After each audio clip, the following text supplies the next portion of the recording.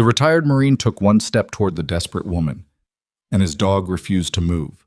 Not out of fear, not out of confusion.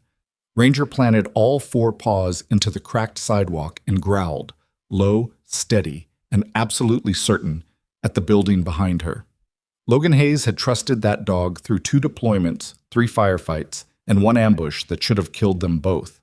He had never once ignored that sound. He looked at the frail woman, looked at the building, looked back at his dog.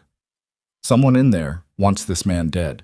Before this story goes any further, if you've never been here before, hit that subscribe button right now. Every week we bring you stories like this one, real tension, impossible choices, and the kind of human moments that stay with you long after the screen goes dark. Drop a like, and tell me in the comments, what city, what country are you watching from tonight? I want to see exactly how far this story travels. Now, let's go back to Harbor Point, because Logan Hayes is already walking through that door. The last light of evening was doing something almost gentle over Puget Sound, turning the water copper bleeding orange into the low clouds. But Logan Hayes wasn't watching it. He was watching Ranger. The German Shepherd moved ahead of him on the trail the way he always did, ears rotating like radar dishes, nose sampling the air in short, controlled bursts, big paws landing quiet on the gravel path that wound along the waterfront behind Harbor Point's older residential blocks. 7 years. That was how long Logan and Ranger had been doing this particular walk, roughly this time of evening, in roughly this same silence. It wasn't nostalgia. It wasn't habit exactly.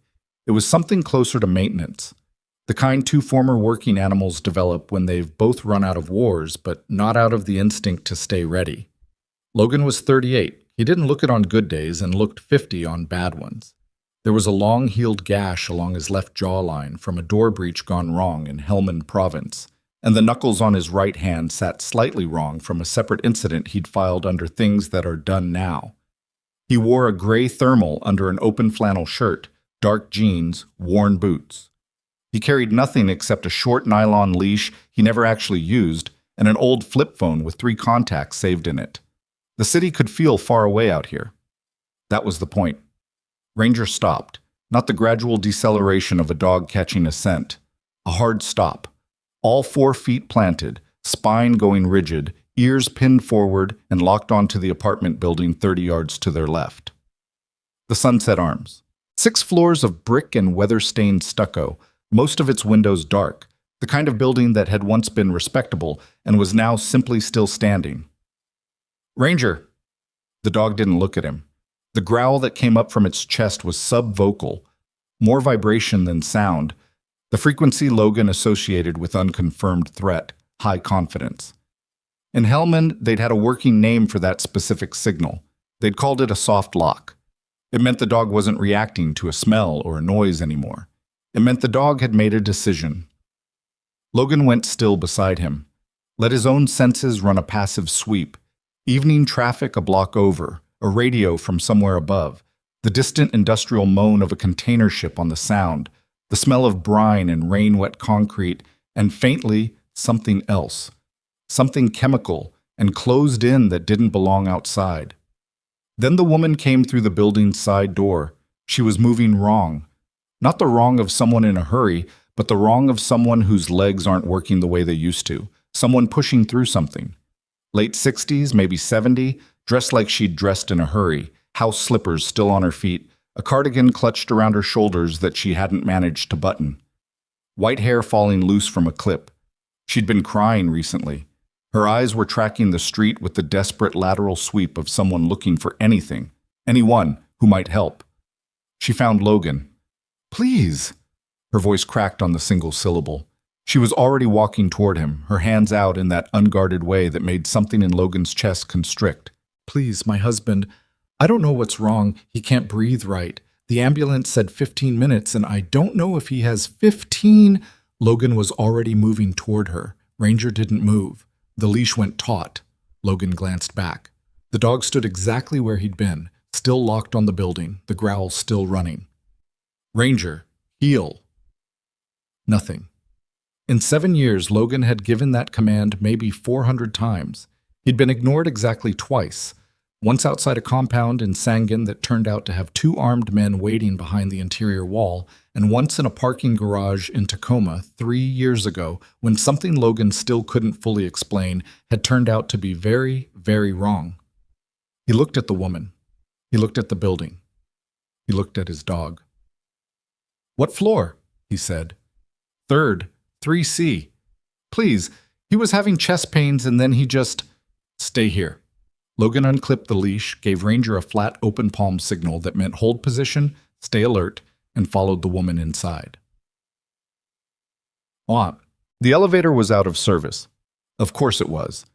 A hand-lettered sign taped to the doors read, "Sorry for the inconvenience in blue marker, the spelling left uncorrected." They took the stairs. The woman, Helen, she'd said her name was Helen Brooks, moved faster than her appearance suggested. Logan kept his hand near the railing, but not on it, habit from too many stairwells in too many bad buildings where someone might be waiting on the landing above.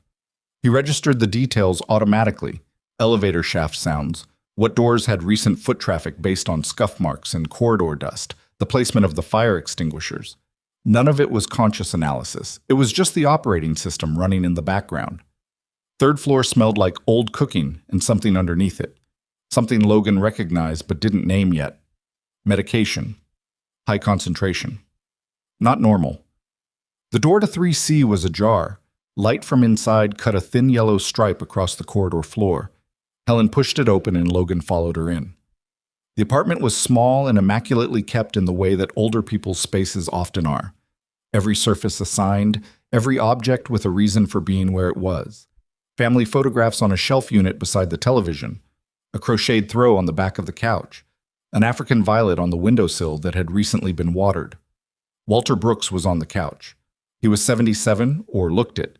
The kind of thin that comes not from intention, but from the long, slow subtraction of age. He was propped upright against the cushions, both hands resting open in his lap, and he was breathing in a way that Logan had seen before and didn't like. Shallow, effortful, with a slight rattle on the exhale that meant the lungs were working harder than they should. His skin was wrong. Too gray. The lips slightly off color. Logan crossed the room in 4 steps, crouched in front of the old man, and put 2 fingers against the inside of his wrist. The pulse was there, but it was slow and irregular. A rhythm that should have been steady, but kept skipping, like a man recounting a story and losing his place. "Walter, my name is Logan. Can you tell me where you feel the pain?" Walter's eyes tracked to him slowly. Watery blue, still alert, still in there, but the effort of tracking was visible.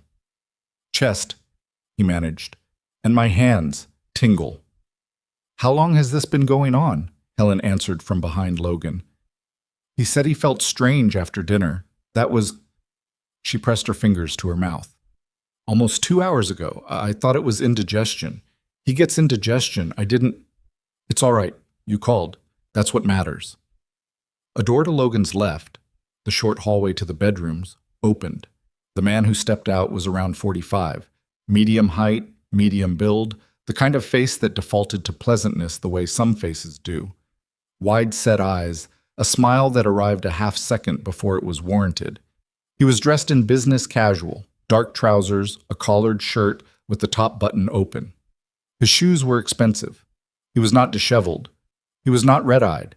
He had not been crying. "Who are you?" he said. Not what happened. Not his dad okay. Just, "Who are you?" "Logan Hayes. I was outside. Your mother asked me to help." "He's a neighbor," Helen said quickly. "He was right there when I—" "The ambulance is coming," the man said. His tone had found its register fast. Polite, firm, the voice of someone managing a situation. "We don't need—" "What's your name?" Logan said. A beat. "Brian. I'm Walter's son." "Brian." Logan stood slowly. "Your father's pulses are rhythmic, and he's exhibiting peripheral tingling. The gray skin tells me his oxygen delivery isn't where it should be. When did you get here?" Something moved across Brian's face. Not quite a flinch. A recalibration. "About an hour ago. I drove up from Olympia when Mom called." "Did Walter eat or drink anything after you arrived?" "Just He had some tea. He wanted tea. Who made it? Another pause, slightly too long. I did, to help. He was already feeling off. Logan held Brian's gaze for a moment, then turned back to Walter and crouched again. He'd learned a long time ago not to show what he was thinking until he knew what he was thinking. You didn't transmit on a frequency you hadn't secured. He checked Walter's pupils, slightly unequal, which was not cardiac. He checked the old man's fingernails, mild bluish tinge at the beds. He pressed the back of his hand to Walter's cheek. Cool. Too cool. We need to get him to the hospital, Logan said. Not wait for the ambulance. We need to move now. The ambulance is 5 minutes away, Brian started. He doesn't have 4 or 5 minutes for this to continue. Logan's voice stayed level. The nearest ER is St. Raymond's, 8 minutes by car. Do you have a car here? Yes, but then we're leaving. You can't just... Brian stepped forward. You don't know what you're talking about. You're not a doctor. You're some stranger off the street and you're coming in here telling us... Brian. Helen's voice was quiet, but it stopped him cold. Let him help. Brian's jaw worked. His eyes went from Helen to Logan to Walter and back. Logan watched him the way he'd learned to watch people in rooms where the correct read mattered. Not at the face, which was performing, but at the hands, which were honest. Brian's right hand had found the back of the nearest chair and was gripping it, white-knuckled, in a way that had nothing to do with stress about his father. Logan was already turning back to Walter when he saw it. Between the couch and the side table, half tucked behind the table leg, placed in a spot where it would read as dropped or forgotten rather than positioned, was a small amber pill bottle. Unlabeled. Logan registered it the way he registered all potentially significant objects, without looking directly at it, without changing pace, without signaling recognition.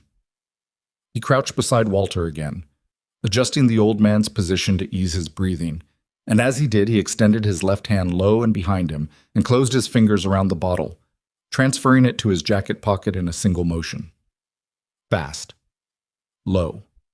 No announcement. The first rule of intelligence: never let the target know what you've collected. Brian was still talking. Something about liability, about insurance authorization, about how the paramedics were trained for exactly this. Logan heard the words the way you hear traffic noise: present, noted, irrelevant. Walter. Logan put his face close to the old man's. I'm going to pick you up now. This is going to be uncomfortable for a few seconds. I need you to hold on to my neck if you can. Young man, Walter's voice was barely above a whisper. My son? Your son is going to drive. Logan looked up at Helen. Get the door. He lifted Walter Brooks the way you lift someone when you've been taught to lift casualties. Low center of gravity, weight distributed, legs doing the work. Walter was lighter than Logan expected. Far lighter than a man his age should be. That too meant something. Brian moved into the hallway doorway, directly into the path. Logan looked at him. Ranger was not in the apartment, but Logan had learned, by working 12 feet away from that dog for the better part of a decade, to manufacture in his own posture what Ranger's presence communicated. He stood still and let the silence expand, and he looked at Brian with the particular variety of patience that is indistinguishable from willingness. Brian stepped aside. The drive to St. Raymond's took 7 minutes. Logan sat in the back with Walter, 2 fingers on his wrist the whole way, counting. Helen held Walter's hand and didn't speak. Brian drove and said nothing either, but in the rearview mirror Logan could see the exact shape of what the man was thinking. The tight jaw, the eyes that kept going sideways instead of staying on the road, the way his breathing was too controlled, too deliberate, like someone rehearsing. Walter's pulse dropped twice on the way there. Both times, Logan leaned in close and talked to him, low, steady, about nothing in particular. The waterfront trail, the way Ranger always beat him to the corner, what the sound looked like at this time of year.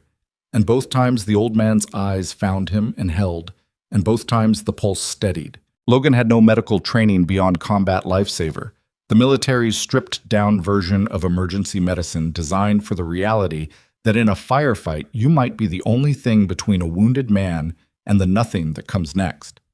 He knew how to keep airways clear, how to pack wounds, how to recognize shock in its various flavors, how to keep someone present when their body was trying to check out. He'd learned it in classroom conditions in Camp Pendleton, and he'd applied it in circumstances that bore no resemblance to the classroom whatsoever. This wasn't so different. A man was leaving. Someone needed to give him a reason to stay. The ER bay at St. Raymond's lit up around them as Brian pulled in. Automatic doors, fluorescent wash, the organized chaos of a Thursday evening trauma intake. Logan was out of the car before it stopped rolling, opening the back door and lifting Walter in one motion, walking through the sliding doors with the old man in his arms, calling out Walter's stats in the flat-clipped shorthand he still defaulted to under pressure. Elderly male, approximately 77, respiratory compromise, irregular cardiac rhythm, peripheral cyanosis, suspected ingestion event, 2 hours onset. The intake nurse looked up, paused one beat, reached for the radio on her shoulder. Within 90 seconds, a gurney materialized, hands transferred Walter from Logan's arms to the mattress, and the team moved with the economy of people who do this every day. Logan stepped back and let them. He pressed himself against the corridor wall and watched the controlled chaos funnel Walter through double doors and away. Helen followed the gurney, her slippers quiet on the linoleum. Brian stopped beside Logan in the corridor. For a moment, neither of them spoke. "He's going to be fine," Brian said. It came out even, steady, almost rehearsed. Logan looked at him. "You don't know that yet," Logan said. Brian's expression didn't change. His eyes did. Just slightly. The movement of something behind them that was working out the angles of a situation that had not gone the way it was supposed to. Logan's hand moved to his jacket pocket without thinking, felt the shape of the pill bottle there, small, unlabeled, full of pills that were 3 different colors in a container that had never seen a pharmacy. He didn't take it out. He just left his hand there, fingers wrapped around it, and waited to see what Brian Brooks would say next. The corridor hummed with fluorescent light and the distant sounds of machines doing their necessary work, and Brian said nothing at all.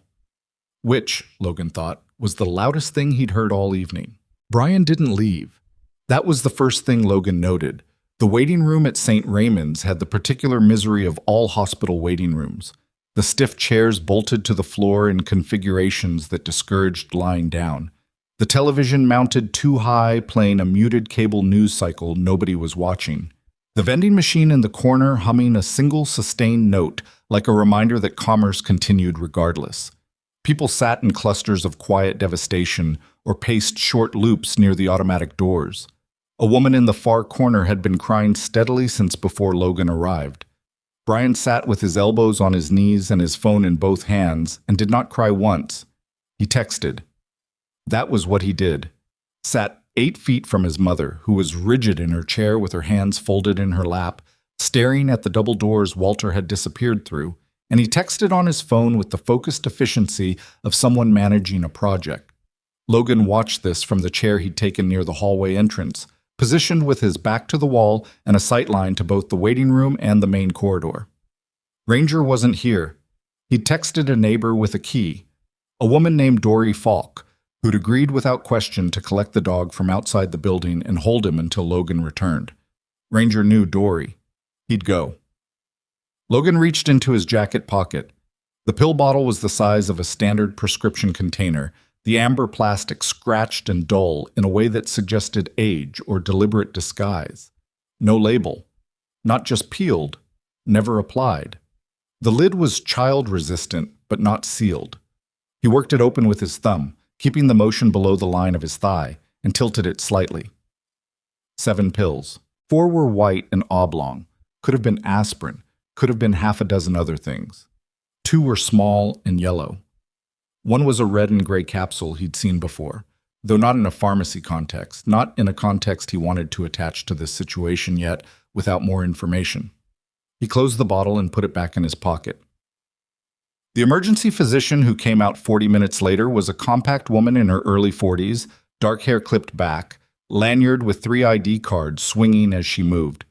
She had the particular manner of ER doctors. Not unkind, not warm, just direct in the way of people who have learned that bedside manner is a resource to be allocated carefully, and this was not the moment. "Mrs. Brooks?" Helen was on her feet before the doctor finished the syllable. "Your husband is stable. His cardiac rhythm has been corrected with medication, and he's breathing with assistance right now." She paused just long enough to let Helen absorb the word stable. "We've drawn blood for a full panel, and we're looking at his organ function. His presentation was unusual for a standard cardiac event, and I want to run additional tox screening before I can give you a complete picture." "Tox," Helen repeated. The word didn't seem to land right, as in, we want to see what's in his system. Sometimes medications interact in ways that cause exactly this kind of presentation. Does your husband take prescription medication? Yes, he's metoprolol for his blood pressure, a low-dose statin, that's all. Does he take anything else? Supplements, herbal preparations, anything over the counter? Helen shook her head. Has he eaten or drunk anything unusual today? Anything prepared by someone other than himself or yourself? The silence that followed was barely 3 seconds long. Long enough. Helen turned and looked at Brian. Brian looked at the doctor. "He had some tea," he said. Steady, practiced. "I made it for him when I arrived. He'd been complaining of feeling off." "What kind of tea?" "Just, I don't know, whatever was in the cabinet, regular tea." The doctor wrote something. "What time was this?" "Around 6:30. The doctor nodded and turned back to Helen. "You can see him shortly once he's settled in the cardiac observation unit. Someone will come get you." She looked at Logan once, briefly, assessing, then back to Helen and walked back through the double doors. The waiting room reassembled itself around the three of them. Brian sat back down and found his phone again. Logan looked at the double doors for a moment. Then he stood, crossed to the nurse's station, and waited until the intake nurse, a heavy-set man in blue scrubs with Marcus on his badge, looked up. "The patient who just came in," Logan said quietly. "Brooks, Walter. I need to speak with the treating physician when she has a moment. I have something that may be relevant to the tox screen." Marcus looked at him with the polite skepticism of someone who manages a great deal of civilian certainty about medical matters. "And you are?" "I'm the person who brought him in. I found a pill bottle at the residence, unlabeled. I don't know what's in it, but given what the doctor just said about unusual presentation, someone on the clinical team should." Marcus held his gaze another moment. Then he picked up the phone on his desk. Logan stepped back and waited. He didn't look at Brian. He didn't need to. He could track a person's position from peripheral awareness the way some people track music, subconsciously, continuously, without apparent effort. It was not a skill he'd acquired in the Marines. It was something older, something installed earlier in a life that had not been simple. The Marines had simply given it a name and a set of applications. Brian was standing now. "What was that?" Brian said. Logan turned. "Sorry? What did you just give them?" "I didn't give them anything yet. I'm waiting to speak to the doctor." Something shifted in Brian's face, not visible to anyone not watching for it, but Logan was watching. A narrowing, a micro-adjustment in the muscles around the eyes that was not concern. It was closer to calculation. "You said you found a pill bottle." "I did." "Where?" "Next to the couch." Brian's jaw moved. "That's probably just Dad's. He's got medications everywhere. He loses track of things." "It's unlabeled," Logan said, "and the pills inside don't match each other. He mixes things sometimes." "Brian." Logan kept his voice completely neutral. No edge, no accusation, just flat. "I'm not making a claim. I found an object at the scene of a medical emergency. The treating physician asked about substances in your father's system. It seems reasonable to make sure the clinical team has all available information." Brian's phone buzzed in his hand. He looked at it, looked back at Logan. "You don't know what you're getting involved in," he said. The pleasantness had not entirely left his voice, but something underneath it had hardened into something else. "Probably not," Logan agreed. A nurse appeared at the double doors and called Helen's name. Helen moved immediately, clutching her cardigan, passing Logan without seeing him, the automatic doors swishing shut behind her. And then it was just Brian and Logan in the waiting room, and the woman who'd been crying in the corner, and the vending machine, and the muted television. Brian crossed the room in 6 steps and stopped 2 feet from Logan. Up close, he was bigger than he'd appeared in the apartment, broad through the shoulders, carrying extra weight but not soft with it. He had the posture of a man who had rarely been questioned and had not particularly enjoyed the exceptions. "I don't know who you are," Brian said. Low. Not quite a threat. The thing before a threat. "But you walked into a family situation you have no part in, and now you're talking to hospital staff about things you don't understand, and I'm asking you, say, politely, right now, and to step back and let the people who belong in this situation handle it." Logan looked at him. "He's stable," Brian continued. "The doctors are treating him. There's nothing more you can do here. You helped, and that's good. But it's time to go." Logan said nothing for a moment. When he spoke, his voice was the same register it had been all evening. "How long has your father been sick?" "He had a cardiac episode. Before tonight. How long has Walter been declining?" Brian blinked. "He's 77 years old." "Your mother didn't know it was serious until tonight," Logan said. "She thought he had indigestion. But looking at Walter, the weight loss, the color, that's not recent.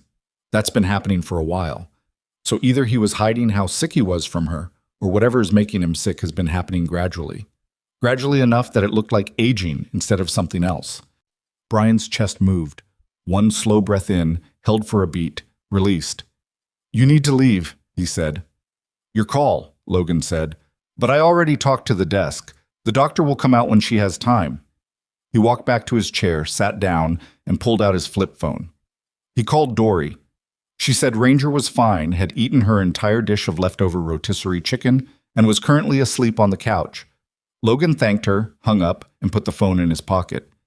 Brian didn't sit back down. He stood in the center of the waiting room for a long moment, phone in his hand, looking at Logan with an expression that had fully retired the pleasantness now.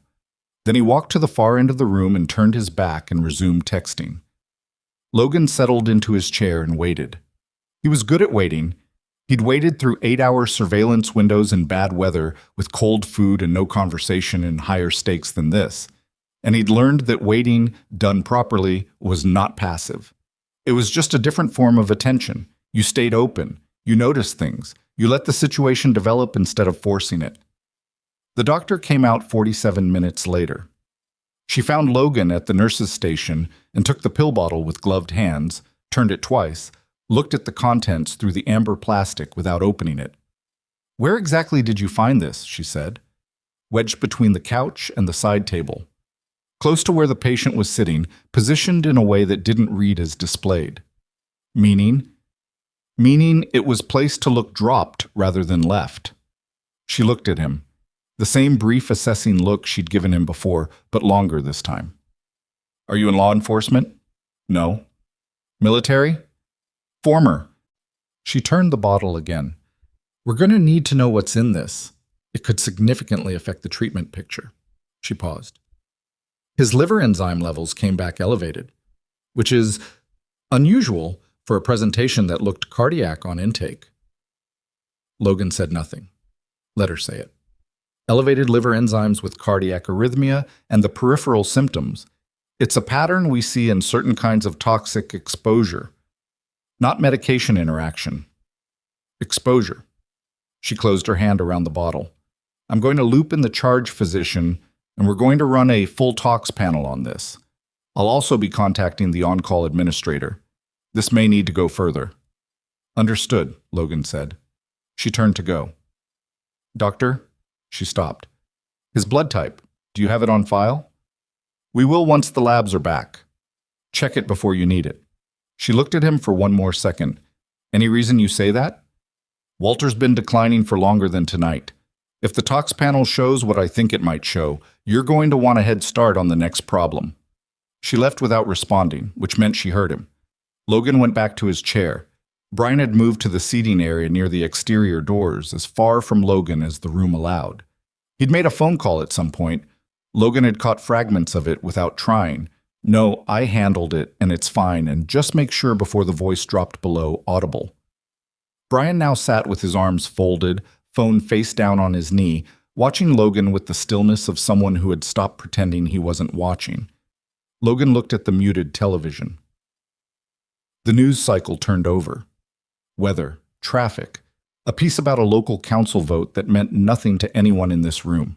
His mind went back to the apartment, the specific smell he'd identified going in, not the obvious medicinal overlay, but something beneath it, something organic and wrong. He'd smelled it before, twice in his life, in circumstances that had involved significant paperwork afterward and people in suits asking pointed questions. It was the smell of something administered in small doses over a long time, building up in tissues, accumulating to a threshold. It wasn't poison in the dramatic sense, not the sudden violent kind. It was the slow kind, the kind that looked like decline, the kind that a grieving family or a compliant doctor or an overworked system would classify as the natural deterioration of an old man's body and let pass without question. Except Ranger had smelled it from the sidewalk. And now Logan was sitting in this waiting room with a pill bottle in a doctor's gloved hand and a man across the room who had just made a call to someone who wasn't family. And Walter Brooks was alive on a cardiac monitor 60 feet away when he was not supposed to be.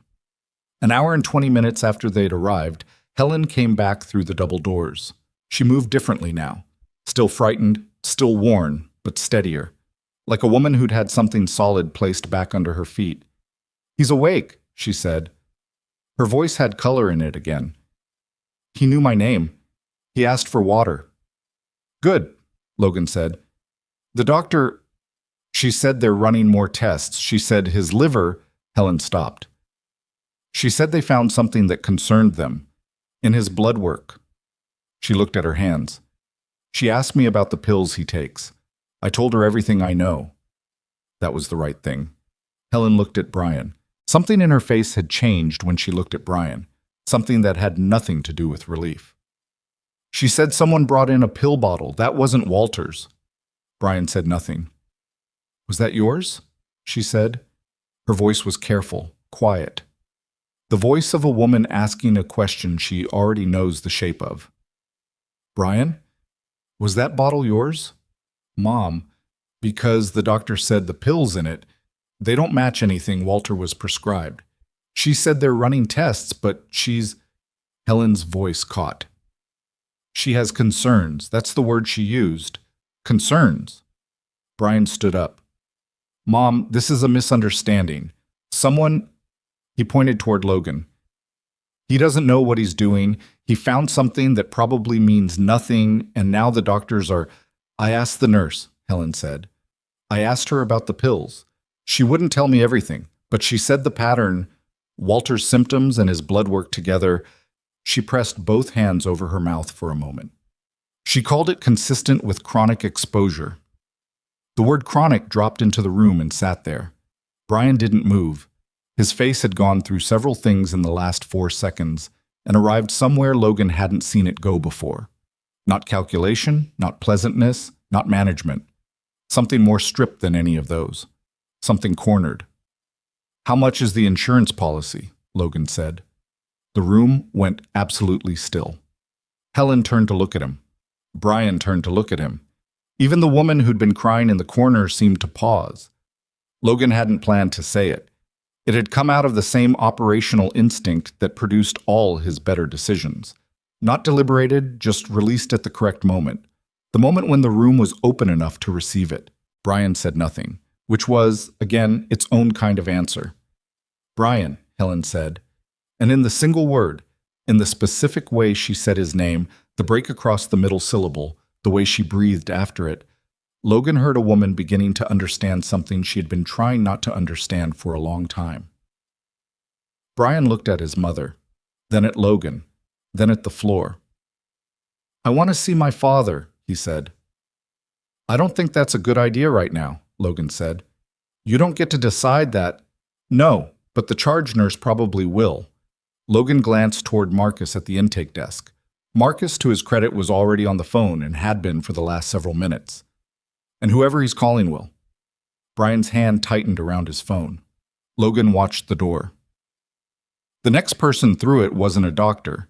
She was a tall woman in a blazer and lanyard combo that read Hospital Administration, and she had the specific energy of someone who had been a nurse once for a long time, before transitioning into a role where she was required to move fast through difficult situations and still be someone people could speak to without shutting down. She looked at Brian. "Mr. Brooks, I'm Sarah Vance, Patient Services Coordinator. I wonder if you might come speak with me for a few minutes." Brian looked at her, looked at Logan, looked at his mother. "Am I required to?" "Not at all," Sarah Vance said pleasantly, "but I'd appreciate it." Brian went. Helen stood in the waiting room after the door closed behind them, and the quiet settled around her like something physical. Logan stayed where he was. He didn't say anything. There was nothing to say that the situation hadn't already said more clearly. After a while, Helen sat down. Not in the chair she'd been in before, but the one next to Logan's. She sat with her hands in her lap and her eyes on the middle distance, and she said very quietly, "He needed money last year. A lot of it. He called us. Walter thought it was investment trouble, something about a partner. We helped him as much as we could." Logan said nothing. "Walter has a policy," she continued. "He took it out 23 years ago, when the boys were small." A pause. "It's a significant amount." "How many boys?" Logan said.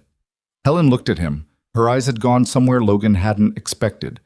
Not grief, exactly. Grief was in there, but underneath something else. Something older. "Two," she said. "Brian and Ethan." She said the second name differently. Logan didn't push it. He filed the name and left it. Outside, through the glass of the emergency room entrance, Harbor Point's city lights had fully taken over from the evening sky. The sound was somewhere out there, invisible now, carrying its own cold weight. An ambulance idled in the bay. Two paramedics leaned against the side of it, not talking, just standing in the specific way of people between emergencies. Logan thought about Ranger, asleep on Dory's couch with someone else's chicken in his stomach. He thought about the pill bottle, which was now in a sealed clinical bag somewhere in this building, being prepared for the kind of analysis that would produce results with legal weight. He thought about Walter's pulse under his fingers in the back of Brian's car, that skipping, stuttering rhythm, and the way it had held on. He thought about how close it had been. Sarah Vance came back out 15 minutes later, alone. She walked to the nurse's station and spoke to Marcus in a low voice.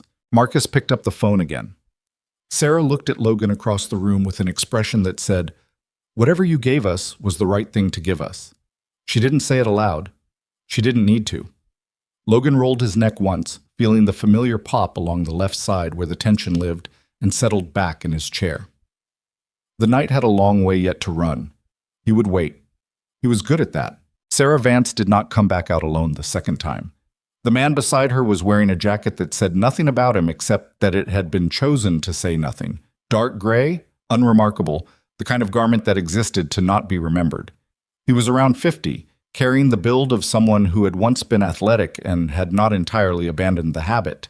He had a lanyard too, but he'd flipped it around so the ID faced his chest.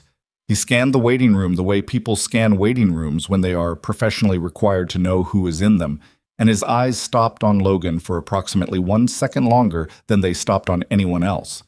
Logan noted this and looked back at the muted television. The man came over. "Logan Hayes?" "Yeah." "Detective Carl Brewer, King County." He didn't sit. He stood at an angle to Logan's chair that was not quite confrontational and not quite casual. The practiced geometry of someone used to conversations where the physical configuration was part of the tool. "I understand you brought in the patient." "I did." "And you found an unlabeled pill bottle at the residence." "Correct." Brewer looked at the empty chair beside Logan, decided against it. "How'd you end up involved? You a neighbor?" "No, I was on the waterfront path. The patient's wife came out looking for help." "And you just happened to know to pick up a random pill bottle at someone else's apartment." Logan turned to look at him. "I noticed it. It was out of place." "Out of place how?" "Position to look dropped. It wasn't dropped." Logan paused. "And the patient's presentation didn't match a standard cardiac event. The peripheral symptoms, the color, the unequal pupils, it was pointing somewhere else." Brewer studied him for a moment with the particular stillness of someone recalibrating an initial read. "You have a medical background?" "Combat lifesaver qualification, 2 deployments." "Which branch?" Marines, 1st Battalion, 7th, 2 tours in Helmand. Brewer wrote something in a small notebook, the kind with a cardboard cover that bent and darkened with pocket wear. When you were in the apartment, walk me through what you observed, everyone present, what they said, what they did. Logan walked him through it. He gave it in the flat chronological sequence of an after-action report. Who was present, positioning in the room, what was said verbatim, where he could recall it, what actions each person took, what deviated from expected behavior and why. He did not editorialize. He did not offer conclusions. He gave Brewer the raw material and let the detective make the architecture. Brewer let him talk without interruption, which was its own kind of skill. When Logan finished, Brewer tapped the pen twice against the notebook cover. The son, Brian Brooks. You'd never met him before tonight. Never. But you flagged him early. His behavior flagged him. I just paid attention. What specifically? He asked who I was before asking if his father was all right, Logan said. When someone you love is in medical distress and a stranger is crouched next to them, the first question is about the person on the couch, not about the stranger. He looked at the double doors. Brian's first question was about me. Brewer was quiet for a moment. The pill bottle contents. The physician is running analysis. That could take time we may or may not have. The liver enzyme elevation is already in the blood work, and Walter's blood type is going to matter soon. I told the doctor to check it early. Why? Because if the tox panel shows what I think it shows, the damage is going to be cumulative, and rare blood types create supply problems when you need to move fast. Logan looked at Brewer. You should check what blood type Brian is, and whether he's ever donated or been tested. Brewer's pen stopped moving. He looked at Logan with an expression that said he was now significantly revising whatever he'd assumed about the man in the worn flannel shirt from the waterfront path. I'll follow up, Brewer said. He clicked the pen closed. Don't go far tonight. I wasn't planning to. Brewer crossed the room to where Brian was seated near the exterior doors with Sarah Vance at a polite but unignorable distance. Logan watched Brian stand when he saw the badge, watched the managed calm arrive in his posture like a costume being put on. Brian was good at it. He'd been doing it all evening, but Brewer was better at what he did than Brian was at what Brian did. Logan turned away and let them have the conversation. Helen had been given a family consultation room at some point in the last 20 minutes. A small space off the main corridor with a door that closed, a box of tissues, and a chair that was marginally more comfortable than the waiting room options. A nurse had come to get her with the specific gentleness of someone trained to move people toward difficult information at a manageable pace. Logan had watched her go without following. He was not family. He was not required. He stayed in his chair and ran the situation again. The slow toxicology was the piece he kept returning to. He had no lab results yet, but the clinical picture was coherent enough that he could sketch the likely compounds from the symptom profile, the cardiac arrhythmia, the liver involvement, the peripheral neurological signs, the sustained decline that had read as aging rather than assault. There were a handful of substances that presented this way, none of them available over a pharmacy counter, all of them requiring a degree of planning that exceeded impulse. Whatever Brian had been doing, if it was Brian and Logan had placed his read at around 90% confidence, which in his experience was close enough to act on, it had not started last week. The patience of it was what made it uglier than the act itself. A man capable of watching his father decline across months, of visiting and making tea and sitting in the apartment and watching the old man's hands shake. That was not a crime of passion or desperation. That was something constructed, something maintained. The clock above the nurse's station read 11:42. Logan's back was starting to register the chair. He rolled his shoulder once, felt the adhesions along the rear deltoid complain in the way they'd complained every day for 6 years since the second deployment's exit incident. He ignored them the way he'd learned to ignore things that were present but not actionable. The ER had cycled through 2 more intake events since they'd arrived.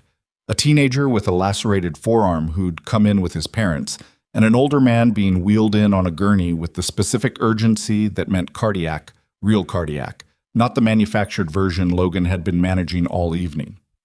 The staff had moved fluidly around both, then returned to baseline, then moved again. The rhythm of a place where the disruption was the norm. Brewer came back 40 minutes later. He sat down in the chair beside Logan this time. "Brian Brooks has a record," he said, without preamble. Logan appreciated that. "Nothing major. Financial. Civil judgments. One dismissed fraud charge from 2019, currently in dispute with 2 former business partners." He looked at his notebook. "He took out a personal loan 18 months ago, $420,000. Second mortgage on his house in Olympia. He's 3 payments behind." Logan said nothing. "Walter Brooks has a whole life policy," Brewer continued. "Issued 2001. Current death benefit is $1.2 million. The number settled into the air between them. "Beneficiary?" Logan said. "Joint. Helen and the 2 sons." Brewer paused. "One son is deceased. Benefits would pass to the surviving son." "Ethan." Brewer looked at him. "You know about Ethan Brooks?" Helen mentioned him. Just the name. "Ethan Brooks died 11 years ago. Service-related." Brewer flipped back in his notebook. "Marine Corps. 3rd Battalion, 5th Marines." He looked up. "Helmand Province. 2015. The waiting room continued its business around them. Logan looked at the middle distance. "What are the chances," Brewer said carefully, watching Logan, "that a former Marine from the 7th finds an old woman outside a building in Harbor Point and ends up saving her husband, who is the father of a Marine who died in Helmand in 2015? "I don't know," Logan said. "Do you know the name Ethan Brooks?" Logan looked at his hands, his right hand specifically, where the knuckles sat wrong. He looked at it for a moment with the particular attention of someone taking inventory. "Not yet," he said. Brewer held his gaze for a moment, then let it go. He was smart enough to know that "not yet" was not a denial. "The tox panel on the bottle came back preliminary," Brewer said, moving on. "The lab ran an accelerated screen given the circumstances. 2 of the pills are confirmed digoxin, cardiac glycoside, prescription only, not in Walter's prescribed medications. The yellow ones are a compound the lab is still identifying, but the physician's read is that it's a potassium supplement in a concentration significantly above therapeutic range." He paused. "Combined with the digoxin over a sustained period, the effect would be cumulative. The cardiac presentation would look like natural degeneration. The liver involvement would be explained away as medication side effect." Logan stared at the far wall. "How long?" "The physician's preliminary read is a minimum of 3 months, possibly longer. 3 months, minimum." Brian had sat across from his father for a minimum of 3 months, driving up from Olympia, making tea, watching the old man get smaller, and calculating the distance to $1.2 million. "What's his blood type?" Logan said. "Walter's?" "A B negative." Logan closed his eyes for 1 second, opened them. 1 in 160 people. "Yeah," Brewer said. "The blood bank is already being contacted." He looked at Logan. "How did you know that was going to be an issue?" "Because stabilizing the cardiac rhythm is the fast problem," Logan said. "The liver damage is the slow one. Depending on the cumulative exposure, Walter may need more than medication to recover. And AB negative donors are rare enough that you want to have the conversation before you need the product, not when you need it." Brewer wrote something. "You said combat lifesaver. That's a lot more than basic first aid. It's what the situation required." Brewer looked at him for a moment with something that wasn't quite respect, but was adjacent to it. "Brian is in a consultation room with an attorney right now. The attorney showed up 20 minutes after I started the conversation, which tells you the call Brian made while he was in the waiting room wasn't to a friend." "No," Logan said. "It wasn't. We can hold him for questioning. We have the pill bottle, we have the preliminary talks, we have the timeline and the financial motive. But a conviction is going to need more than that." Brewer closed the notebook. "I may need a formal statement from you. The full version, not the walkthrough you gave me tonight." "Anytime. Tomorrow morning work? 8 o'clock, King County offices on 2nd Avenue. "I'll be there." Brewer stood, looked down at Logan with the expression of a man who had questions he'd decided to hold for a different time. "Get some rest," he said. "You look like you've been running on fumes since dinner." "I'm fine." Brewer looked at him the way people looked at Logan when he said he was fine. Then he put the notebook in his jacket pocket and walked away. The clock said 12:19. Logan sat with the information for a while, letting it settle the way sediment settles in still water. The shape of it was becoming clear now, Dubad. Not complete, still missing pieces at the edges, but the center of it was solid enough to stand on. Brian Brooks had been watching his father die by increments and calling it love, calling it family obligation, driving up from Olympia to check in on the old man and bringing the mechanism of his death disguised as a warm drink and concern. $1.2 million, $420,000 in debt, 3 months of tea time. Logan's knee was bouncing. He became aware of it and stopped it. His body did that sometimes in enclosed spaces when a situation had resolved into its component facts, and the instinct to move had nowhere to go. He'd had therapists explain it to him in language he'd found largely unhelpful. He'd found his own management system, which was to notice it, name it, and redirect. He redirected now by standing up and walking to the hospital's small family chapel. Not for any purpose the chapel was designed for, but because it was a quiet room with a door that closed and chairs that didn't face a television. And at 12:20 in the morning, he needed approximately 4 minutes of something other than fluorescent emergency room light. He sat in the back row. He looked at nothing in particular. He thought about Helmund. He thought about the way the light came in there in the late afternoon. Not golden the way people romanticized it, but flat and white and permanent, the kind of light that didn't soften anything. He thought about 2015 and 3rd Battalion, 5th Marines, and the 2 specific engagements his unit had been close enough to that the names of the dead had appeared in his written reports. He thought about a name. He had not let himself fully think about it yet, which was its own kind of habit, the way he managed information that was personal rather than tactical, holding it at arm's length until the operational requirements were settled, and there was space to actually look at it. The operation here, such as it was settled. Brian was with an attorney and a detective. Walter was on a monitor. Helen was in a consultation room with tissues and a nurse who was trained in exactly this kind of collapse. Logan could think about the name now. Ethan Brooks, 3rd Battalion, 5th Marines, Helmand Province, 2015.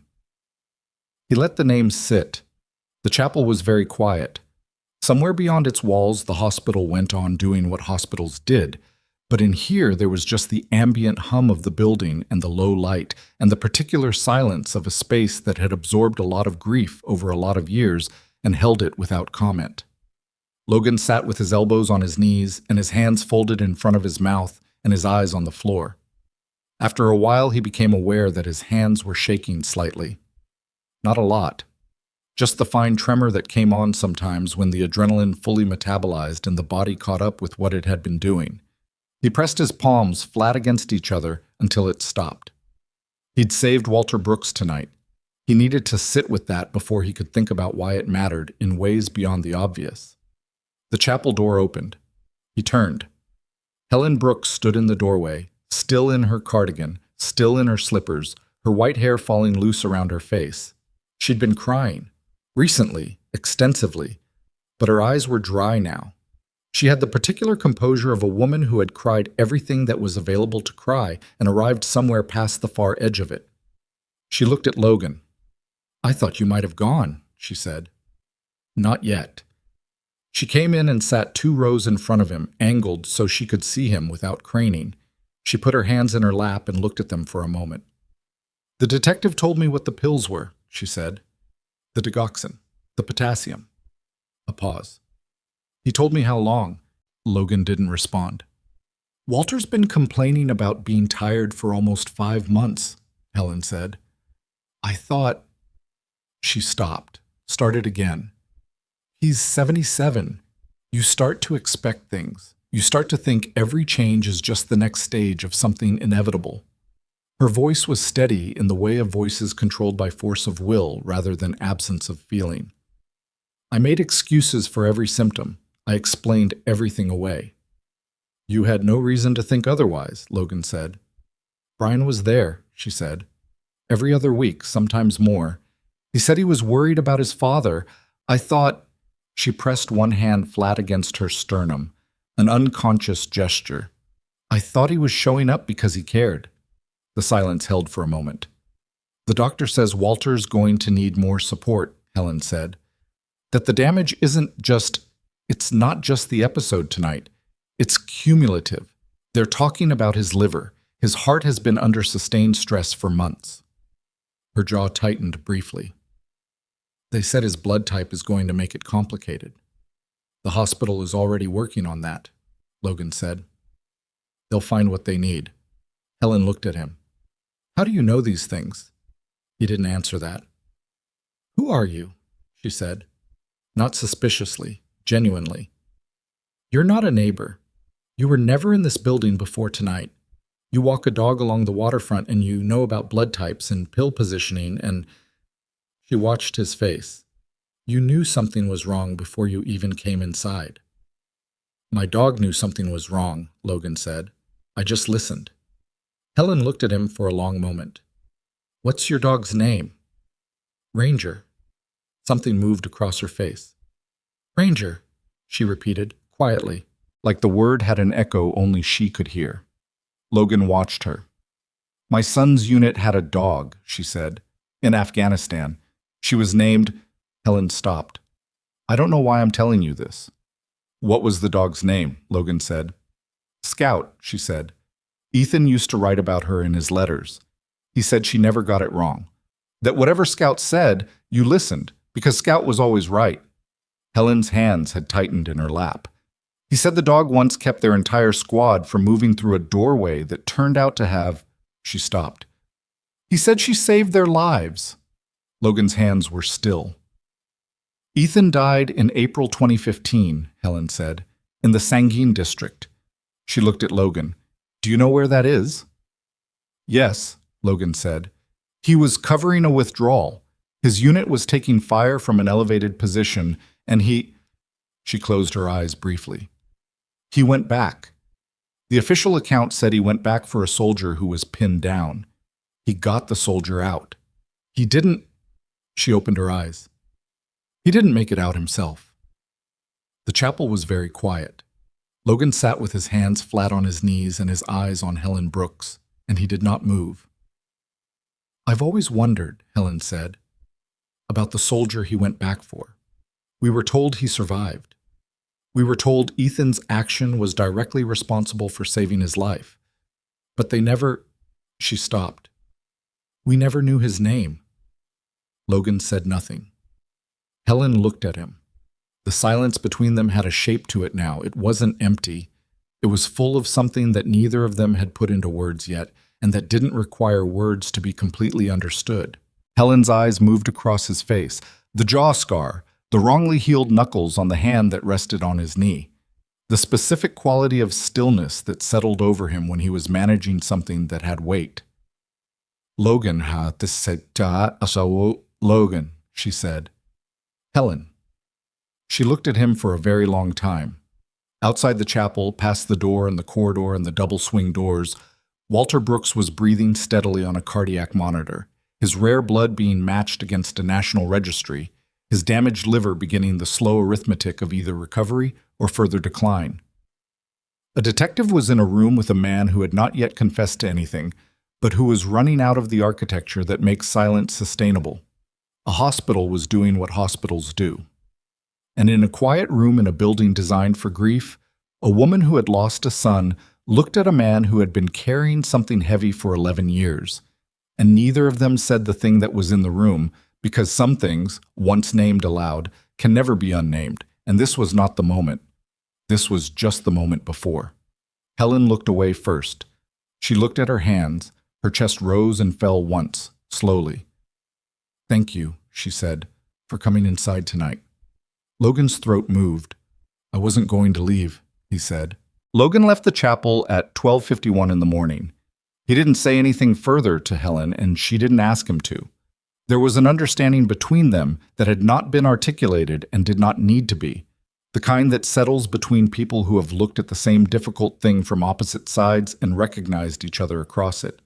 Helen stayed in the chapel. Logan pulled the door closed softly behind him and stood in the corridor for a moment, letting his eyes adjust to the fluorescent brightness, letting the hospital's noise reassemble around him. He needed air. The ambulance bay outside the ER entrance was the closest option. He pushed through the exterior doors and stood on the concrete apron under the overhead lights, which threw everything into the flat, shadowless white of a place designed for visibility rather than comfort. The night air came off Puget Sound 3 blocks west, carrying salt and cold and the smell of low tide. He breathed it. His exhale fogged slightly in the November chill. The 2 paramedics from earlier had been replaced by a different crew. A young woman with her hair in a tight braid leaning against the side of the rig, reading something on her phone, and a heavy-set man in his 50s eating something from a foil wrapper, not talking. Between calls, stillness. Logan knew it from a different context, but recognized it completely. He stood at the edge of the light and ran the situation one more time. Brian was inside with his attorney, Ann Brewer. The preliminary tox results were in clinical record. The pill bottle was in evidence. The financial motive was documented. All of that was in motion and required nothing more from Logan tonight. What required something from Logan was the other thing. The thing in the chapel that had not been said. Ethan Brooks, 3rd Battalion, 5th Marines, Sangin, April 2015. He had not let himself think about it directly in 11 years. That was not accurate. He had thought about it constantly, in the oblique, fragmented way that trauma surfaces when you're not prepared for it, in the particular second before sleep, in certain qualities of light, in the sound of specific words spoken at certain volumes. But he had not thought about it directly. He had not stood in front of the fact and looked at it straight on. A Marine had gone back for him.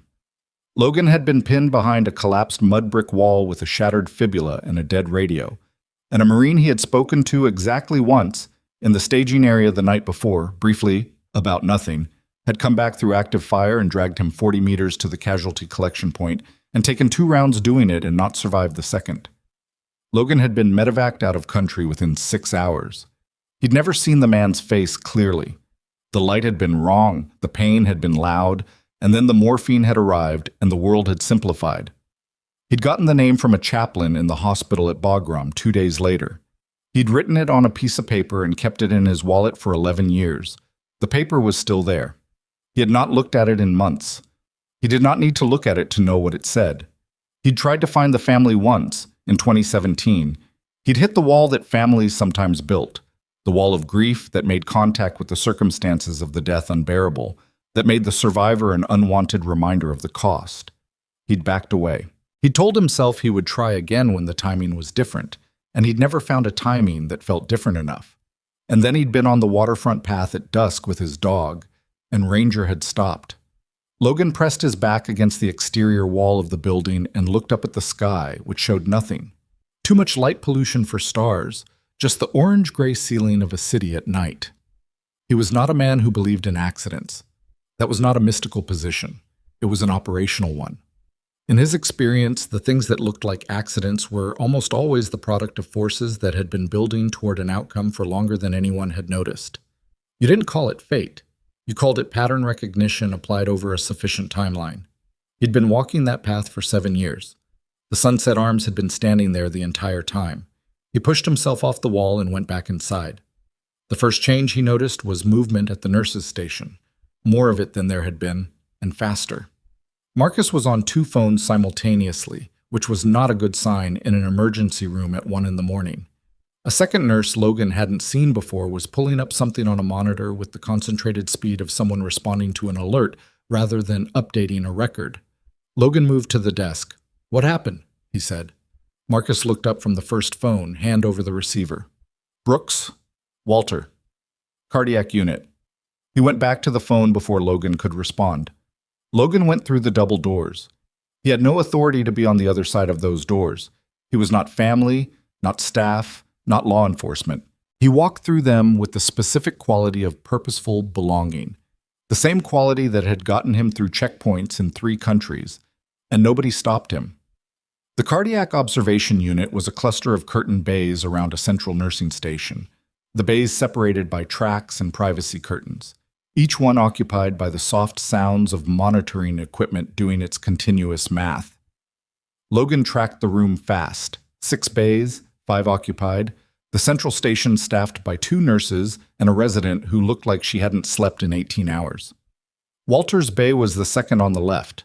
Logan could tell because there were 3 people in it, including the ER physician he'd spoken with earlier, and the curtain was drawn 3/4 across, and the monitoring equipment visible through the gap was making a sound it had not been making before, a faster, more urgent cadence. Logan stopped at the edge of the central station. The resident looked up.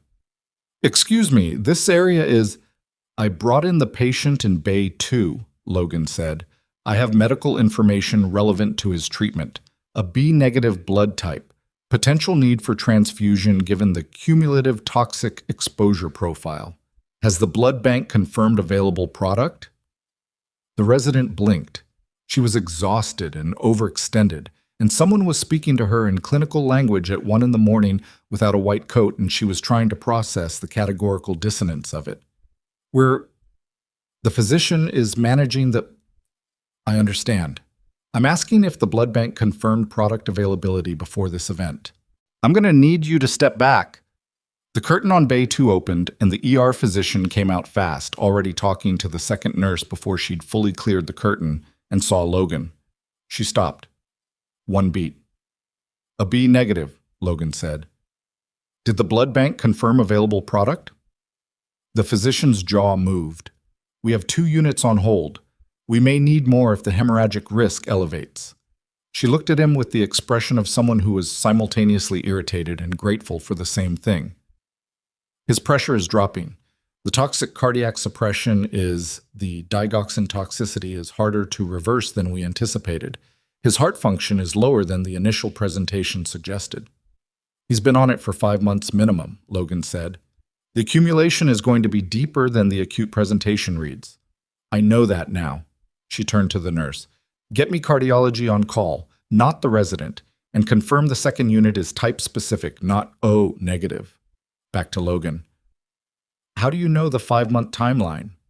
"The detective's lab results, preliminary tox, suggested chronic exposure, and the patient's wife confirmed he's been symptomatic for approximately 5 months." The physician looked at him for 1 second that contained a complete and rapid assessment. Then she said, "Blood type." "Mine?" "Yes." "A positive," Logan said. "Not compatible." She was already moving back toward the curtain. Then she stopped with one hand on it and turned back. "The patient's family. Is there anyone here who might be AB negative, biologically related?" Logan stared at her. The question arrived and he turned it over fast. "Biologically related. Brian Brooks, who is currently in a consultation room with a defense attorney and a King County detective." Brian Brooks, whose blood type Logan did not know. Brian Brooks, who had spent 5 months poisoning the man in Bay 2. "The son is in custody pending questioning," Logan said. "His blood type hasn't been confirmed." The physician absorbed this. "There's another son, deceased. We have a notation from the intake that the wife mentioned. He's been dead 11 years. She pressed her lips together. "Then I need to find another source. The National Registry is working, but AB negative is 1 in 160, Logan said. "I know." She went through the curtain. Logan stood at the edge of the nursing station and looked at Bay 2 through the partially open curtain and looked at Walter Brooks, who was smaller than he'd been in the apartment somehow. The way people become smaller under institutional lights and monitoring wires, and the machinery of bodies being kept going by external intervention. His eyes were closed. His chest rose and fell in a rhythm that was not quite wrong but was working too hard for a man at rest. Helen appeared at the unit entrance behind Logan. She must have been brought from the consultation room by a nurse. She had that look of someone who'd been moved by gentle hands in a direction they weren't fully aware of until they arrived. She saw the bay. She saw the curtain. She stopped walking. "What happened?" she said. Not a question. "His pressure dropped," Logan said. "They're managing it." "Is he... He's stable. They're working to keep him there." Helen pressed her hand over her mouth and walked past Logan to the chair at the edge of Bay 2's curtain and sat in it with the specific collapse of someone whose legs have made a unilateral decision. Logan stood behind her. The monitoring equipment continued its cadence. The physician was speaking quietly inside the curtain with the nurse and someone on the phone. The cardiologist on call, likely, and her voice had the concentrated efficiency of someone executing a plan rather than developing one, which was a better sign. Logan's phone vibrated. He pulled it out. A text from a number he didn't recognize. "This is Carl Brewer. Need you back at the waiting room. Now." He looked at the curtain, looked at Helen's back. Her shoulders were rigid, her hands folded in her lap, her posture, the posture of a woman holding herself together by the specific mechanics of not moving. "Helen?" She turned slightly. "Detective Brewer needs me out front. I'll be back." She nodded without speaking. Logan walked back through the double doors. Brewer was standing at the entrance to the waiting room with his jacket off and his notebook in his hand, and the specific expression of a man who had been doing this job long enough to have a tolerance for difficult information, but who had just received information that exceeded his current tolerance. "Brian Brooks made a phone call at 10:47, Brewer said, before Logan had fully crossed the room. From the consultation room. His attorney had stepped out to speak with the hospital administrator. Brian used the room phone. The call lasted 4 minutes. To who? A number registered to a disposable phone purchased in Olympia 6 weeks ago. "We're working on the other end, but it'll take time we don't have tonight." Brewer's jaw was tight. 20 minutes ago, someone accessed the cardiac observation unit. Staff entrance, keycard. The keycard belongs to a dietary services employee named Marcus Webb, who clocked out at 10:15. Logan went still. Someone used his card. Used it and was inside for approximately 8 minutes before a nurse noticed someone in scrubs she didn't recognize standing near the nursing station. Brewer looked at him. By the time security responded, they were gone. Side stairwell, exit onto Morrison Street. "What were they near?" Logan said. "In the unit." "What specifically?" Brewer met his eyes. "The medication cart outside Bay 2. Logan was already moving. He went through the double doors without clearance and crossed the cardiac unit in 10 strides and pushed through the curtain on Bay 2 without stopping. The physician was there.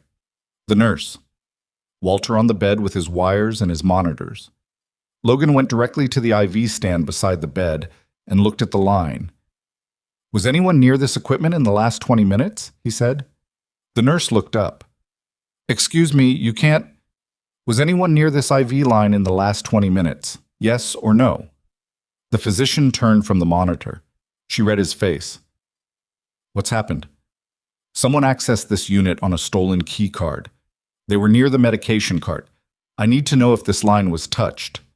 The physician crossed to the IV stand in 2 steps. She looked at the connection port. She leaned in. She looked for a moment in the careful way of someone who knows what they're looking for and is not certain what they're finding. "There's a port cap that's not seated correctly," she said quietly. The room changed. "Do not push anything else through that line," Logan said. "Not until you've confirmed the integrity of what's already running. We need to maintain his medication. New line, new bag, everything from a sealed source that hasn't been near that cart." Logan's voice was completely level. It was the voice he used when the situation had passed the point where tone was useful and clarity was the only remaining tool. "Right now, don't stop what you're doing. Just move to a clean source while you verify." The physician looked at him for 1 second. Then she turned to the nurse. "New peripheral line, right arm. Pull from the sealed cabinet, not the cart. Now." The nurse moved. Logan stepped back from the bed and put his back against the bay wall and watched the physician work. His heart rate was up, not dramatically, not in the spiking way of panic, but the steady elevated baseline of someone operating in a confirmed threat environment. He knew the feeling well. He also knew how to function inside it. Brewer appeared at the curtain. He took in the scene in a single sweep. "I've got 2 officers coming," he said. "Unit entrance and the side stairwell exit." "Seal the medication cart," Logan said. "Full evidence protocol. Whatever Brian's contact put in it or near it, you want it intact." Brewer was already on his radio. Helen, in the chair at the edge of the curtain, had not moved. She was watching her husband's face with the focused attention of a woman who had narrowed the entire world to a single point and was holding it there by force of will. She heard everything that was being said. She understood what it meant. Her face did not collapse. Her hands did not move. She simply sat and watched Walter breathe and held the world to that point. Logan looked at her. He looked at Walter. He thought about what it took, not the planning, not the motive, which were comprehensible in the ugly arithmetic of debt and desperation, but the specific quality of sustained betrayal that it required. The phone call from the consultation room, the contact with the disposable phone, the hired access card, the 8 minutes in the cardiac unit at 1 in the morning. Brian Brooks had set this in motion from inside a hospital room while his father lay 60 feet away on a monitor, and he'd done it without hesitation, without delay, and without any apparent recognition of his father as a human being whose continued existence had value independent of what it cost Brian to maintain it. Logan had been in rooms with people capable of violence. He'd been on the wrong end of it twice with the scars to document both occasions.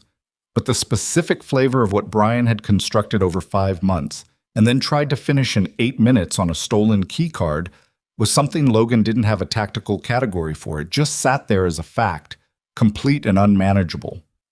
The new IV line was placed. The physician switched the medication delivery to the confirmed clean source.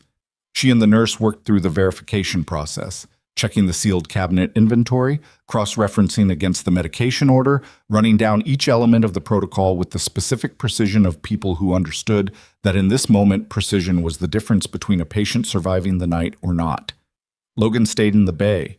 Nobody asked him to leave. He wasn't sure whether that was because Brewer had communicated something to the staff, or because the physician had made a unilateral decision, or simply because the room had restructured itself around the current threat, and Logan's presence in it felt, to everyone there, less like an intrusion and more like a necessary wait.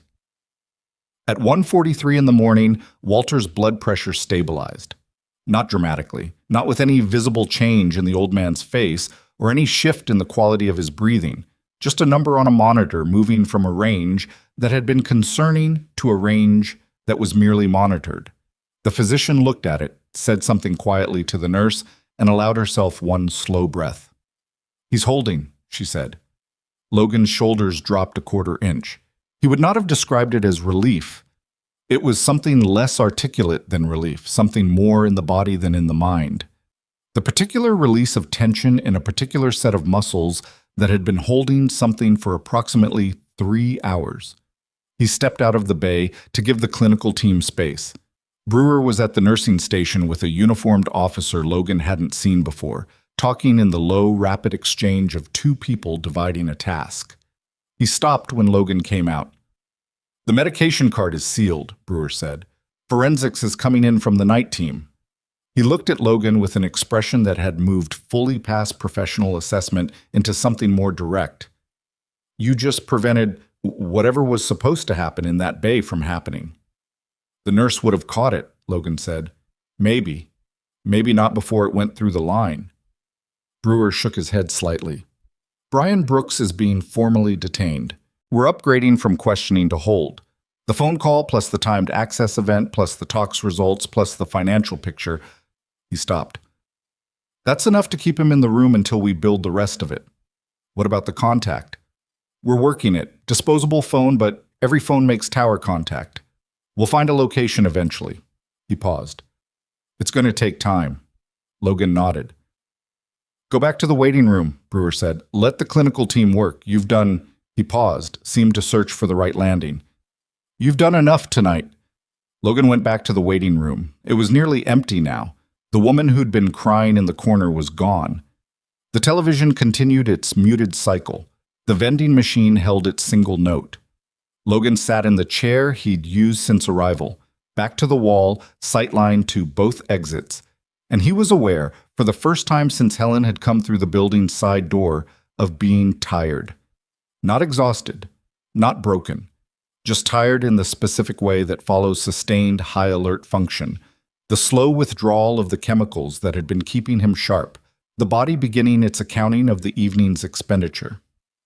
His knee started bouncing again. He let it go for a while. At 2:08, the ER physician came to find him. She sat down in the chair Brewer had used. She was still in full clinical gear, lanyard swinging, but something in her posture had shifted from the operational into something slightly more human. She'd gotten through the acute phase. She was allowing herself to be a person for 4 minutes. The line was clean, she said. Nothing was introduced. Whatever they were attempting, they didn't complete it. Logan said nothing. His pressure is stable. Cardiac rhythm is managed. The digoxin toxicity is going to take time to fully address, days, not hours. But his heart hasn't sustained irreversible damage. Not yet. She paused. The liver involvement is the longer concern. We're going to need hepatology in the morning, and the treatment plan is going to be complicated. But he's going to make it through tonight. Logan looked at the double doors. The AB negative situation, the physician continued. We have 2 units confirmed on hold. A third came through the registry from a Seattle donor bank at 1:15. If his condition stays stable, we won't need transfusion at all. If it deteriorates, we have enough runway. Good, Logan said. She looked at him for a moment, the kind of look that sits on the edge of a question. The detective told me what you heard in that consultation room, how you moved when he told you about the key card. That was... She stopped, started again. I've been in emergency medicine for 14 years. I've worked with first responders, law enforcement, all of it. What you did tonight in that unit, the way you read the situation and identified the IV line concern, that's not combat lifesaver training. No, Logan said. It's not. She waited. You spend enough time in situations where the details matter, he said. You start to notice details. She looked like she had more questions and had decided the 4 minutes were up. She stood. Mrs. Brooks is with her husband. She asked me to tell you... She paused. She said to tell you to please stay.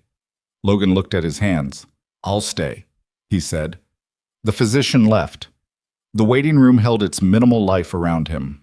Logan sat with his back to the wall and the exits in sight and let himself be tired in the narrow window between the thing that had just happened and whatever came next, which was not nothing but which could wait until the morning. On the other side of those double doors, Walter Brooks was breathing. 11 years was a long time to carry something.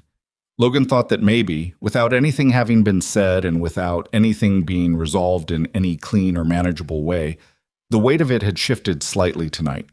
Not lifted, not resolved, just redistributed, shared, even if the other person didn't yet fully know she was sharing it. He closed his eyes for 4 minutes, opened them. The clock said 2:19. The night had a few hours left, and Logan Hayes sat in his chair and watched the doors and waited for the morning to come. Morning came to St. Raymond's the way it came to all hospitals. Not as a single event, but as an accumulation of small transitions. The fluorescent quality of the light didn't change, but the staff change shift. The volume of the building shifted upward. The particular silence of 3 in the morning gave way to the particular noise of 6. And somewhere in that transition, Logan had fallen asleep in his chair, with his head against the wall and his arms folded across his chest, and had not moved for nearly 2 hours. He woke at 6:14 without an alarm, the way he always woke, completely, immediately, no transition period between sleep and full awareness. It was not a pleasant quality. It was simply how his nervous system had reorganized itself over 2 deployments, and he'd stopped expecting it to change. His neck hurt. His lower back hurt. The chair had done neither of them any favors. He stood, rolled his neck twice against the adhesion that lived on the left side, and walked to the men's room near the vending machine. He ran cold water over his face and looked at himself in the mirror for approximately 4 seconds, long enough to confirm that he looked more or less the way he felt, and went back out. Marcus was still at the desk. Different Marcus. The night shift Marcus had been replaced by a woman in her 50s with reading glasses on a chain, who moved with the settled efficiency of someone who had been doing exactly this job for longer than some of Logan's colleagues had been alive. She did not look up when he passed the station, which was fine. Logan bought a coffee from the vending machine. It was bad, thin and over-sweetened with a temperature that suggested it had been in the machine since the previous shift. And he drank it standing up, looking at the double doors, thinking. At 6:32, Brewer came through the main entrance. He was wearing the same clothes as the night before, which meant he hadn't gone home, which meant something had kept him working through the remaining hours. He had a paper cup of actual coffee, not from the machine, and the expression of a man carrying information he was ready to deploy. He sat down across from Logan. looked at the vending machine cup. That any good? No. Right. He drank from his own cup. Brian Brooks formally entered a detention hold at 4:15 this morning. We upgraded the basis of detention from questioning to criminal investigation. The DA's office is being briefed at 8. He looked at Logan. The contact, the person who used the dietary worker's key card, we got a location fix from the tower data at 2:40. A man named Dennis Carr. He did 8 months in Clallam County for aggravated assault 3 years ago. He's known to operate as a fixer for hire in the Olympia area. Brewer paused. He was picked up at a motel in Renton at 5:09 this morning. Logan held the paper cup in both hands. Did he talk? He talked enough. He was contracted by Brian Brooks 6 weeks ago. The scope included continued pharmaceutical supply, the digoxin, the potassium compound, and a contingency protocol in the event that the initial timeline was disrupted. Brewer looked at him. You were the disruption. What was the contingency? Accelerate the outcome. One targeted introduction to the IV line would have been sufficient, given how compromised Walter's system already was. Brewer said it flatly, the way detectives learned to say things that would otherwise require a different kind of language. Walter would have died of what would have read as acute cardiac failure following toxic medication interaction. Given his age and his existing presentation, the medical examiner might not have looked further. Logan set the cup down on the seat beside him. Might not, he said. The tox panel changes that, Brewer said. Once that's in the clinical record, any examiner worth a damn looks harder. Brian knew that. The tox panel exists because of the pill bottle you collected, which is... He stopped. You want to know what Brian's attorney said when I told him we had the pill bottle in evidence? What? He said his client has no knowledge of any pill bottle and that any object collected from the Brooks residence by an unauthorized civilian was obtained without consent or legal standing and should be considered inadmissible. Brewer's expression was of a man who had heard significantly worse arguments in his career but still found this one irritating. He used the word trespass. Logan looked at the floor. He's going to argue I had no right to be in that apartment. He's going to try. Brewer leaned forward, elbows on knees. Here's where it gets complicated. You weren't invited in by Walter Brooks. You were invited in by Helen Brooks, who is a co-occupant of the residence. Co-occupant consent is legally sufficient in Washington state for a civilian to enter a shared dwelling in an emergency context. Helen's consent covers your presence. He paused. The pill bottle is a different question. You picked up an object in someone else's residence without explicit authorization. I had reason to believe it was relevant to a medical emergency. Your reason, not a warrant. I'm not law enforcement. Exactly. Brewer held up one finger. Which is the argument I will be making to the DA this morning. Private citizens are not bound by Fourth Amendment evidentiary constraints. What you collected cannot be used by law enforcement without independent legal basis, but it can be used by the treating physician to inform medical decisions. And those medical records, including the tox panel run on the patient's blood, are independent of what you collected. The bottle accelerated our timeline and gave the lab a target. The blood results stand on their own. He looked at Logan. You understand what I'm telling you. The bottle may not make it to trial, Logan said, but what it triggered will. Correct. Brewer sat back. Brian's attorney is good. This is not going to be fast or clean, but we have the financial motive, the tox results, Dennis Carr's statement, the phone call from the consultation room, the keycard event, and the testimony of every person in that apartment and hospital last night. It's a picture, a clear one. He drank his coffee. What I need from you this morning is the formal statement, everything from the moment you first saw Helen Brooks outside the building to the moment I texted you from the waiting room. Verbatim where you can, estimated where you can't, chronological, no editorializing. I told you I'd be there at 8. I know, I want to make sure nothing's changed. Nothing's changed, Logan said. Brewer nodded. He looked at Logan for a moment with the look he'd been deploying at intervals since the night before, the one that contained a question he kept deciding not to ask. Then he asked it. The Sanguin District, April 2015, 3rd Battalion, 5th Marines. He said it straight, without buildup. You were there. Logan looked at the double doors. I was attached to First 7 at the time, Logan said.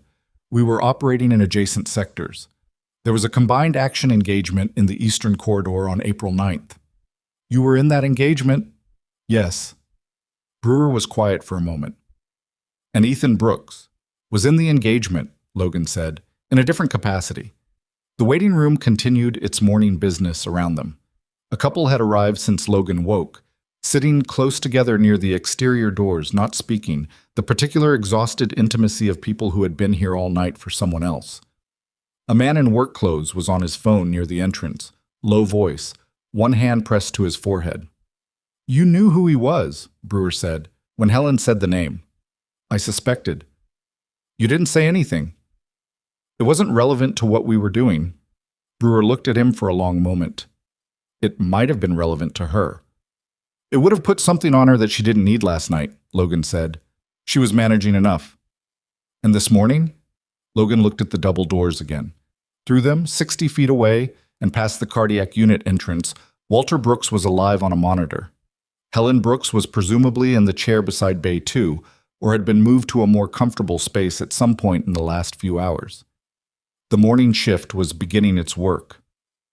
This morning is different, Logan said.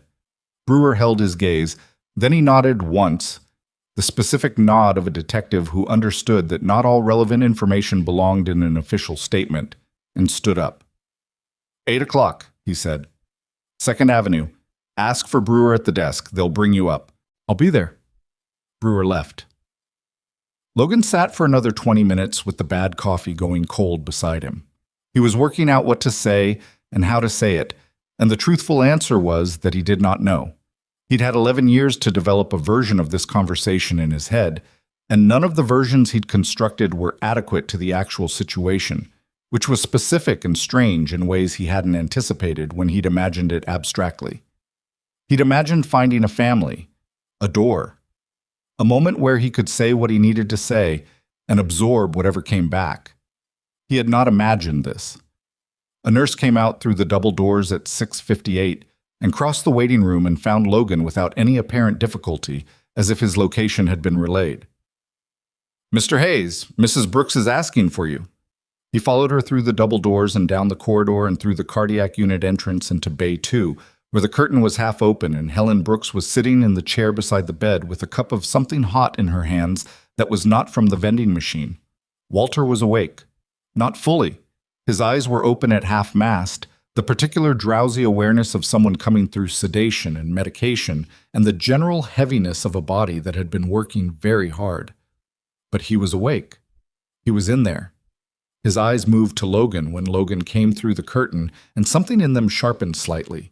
Recognition or the reaching for it. You're the young man from last night, Walter said. His voice was rough and thin, but it was his. Yes, sir, Logan said. Helen told me. He stopped to gather breath. She told me what you did. She helped. She tells me, Walter paused again. The effort of sustained speech was visible, but he was pushing against it with the particular stubbornness of old men who have decided to say something and will not be redirected. She tells me Brian is... Walter. Helen's voice was soft, but it stopped him. Let's not do that right now. Walter looked at her. Something passed between them. The compressed communication of people who have been married long enough to conduct entire arguments in a glance. He subsided. Helen looked at Logan. Sit down, she said. Not a request. Logan pulled the second chair from beside the wall and sat. The bay was quiet around them. The monitoring equipment tracked Walter's heart in its steady, improved cadence. Morning light was coming through the narrow window at the end of the unit. Actual daylight, gray and overcast and specific to November in the Pacific Northwest, but daylight nonetheless. Helen had her hands around her cup, and she was looking at Logan with the expression she'd had in the chapel, the one that knew more than it had confirmed yet. I made some calls this morning, she said. Early. The Family Liaison Office. The Marine Corps maintains one. I've known the contact for years, since Ethan. She paused. I asked them to help me find a name. Logan said nothing. The official account of Ethan's engagement on April 9th, 2015 describes him providing covering extraction for a wounded Marine attached to 1st Battalion, 7th Marines operating in an adjacent sector. She looked at her hands. The Marine's name was redacted from the account we were given. Standard practice, the liaison told me at the time. Protection of identity for operational reasons. She looked up.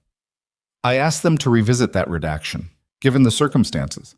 Helen, they called me at 5:40 this morning, she said. A colonel I've never spoken to before. He was very kind. He told me that redaction protocols have a review period and that given the time elapsed, she stopped, took a breath. He gave me the name. The monitoring equipment continued its cadence. Walter had his eyes fully open now, watching Logan with the specific attention of an old man who has recently been reminded that time is not guaranteed and has therefore decided to pay closer attention to what's in front of him. Logan Michael Hayes, Helen said. 1st Battalion, 7th Marines, corporal at the time of the engagement, medically evacuated to Bagram on April 9th, 2015 with a fractured fibula and 2 broken ribs sustained during extraction. Logan sat with his hands on his knees. You carried that, Helen said, for 11 years. I tried to find you, Logan said. In 2017, I reached out through the liaison office. I know, she said. I know they contacted us. I told them I wasn't ready. Her voice was steady in the way it had been steady all night, controlled, clear, and costing her something. I wasn't ready to meet the person Ethan died for. I thought, she stopped. I thought it would make me angry, that I would look at whoever it was and think about the equation, one life for another, and I would resent it.